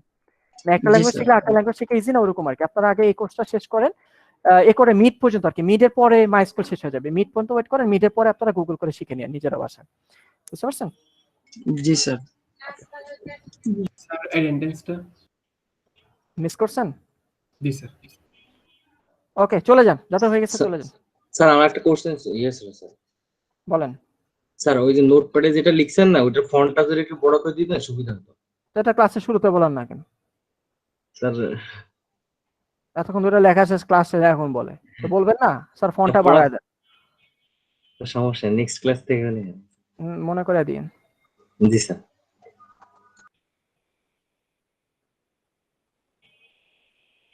কি কে মিস করছেন অ্যাটেন্ডেন্স? নামটা বলেন। Muhib Al Hasan. Muhib, Nirob Mahmud sir. Sir Sumaiya Akter. Nirob Mahmud sir. Sumaiya. আর ওকে, ঠিক আছে, thank you. Sir Enamul Hasan. Enamul, okay. আসসালামু আলাইকুম স্যার। আসসালামু আলাইকুম স্যার।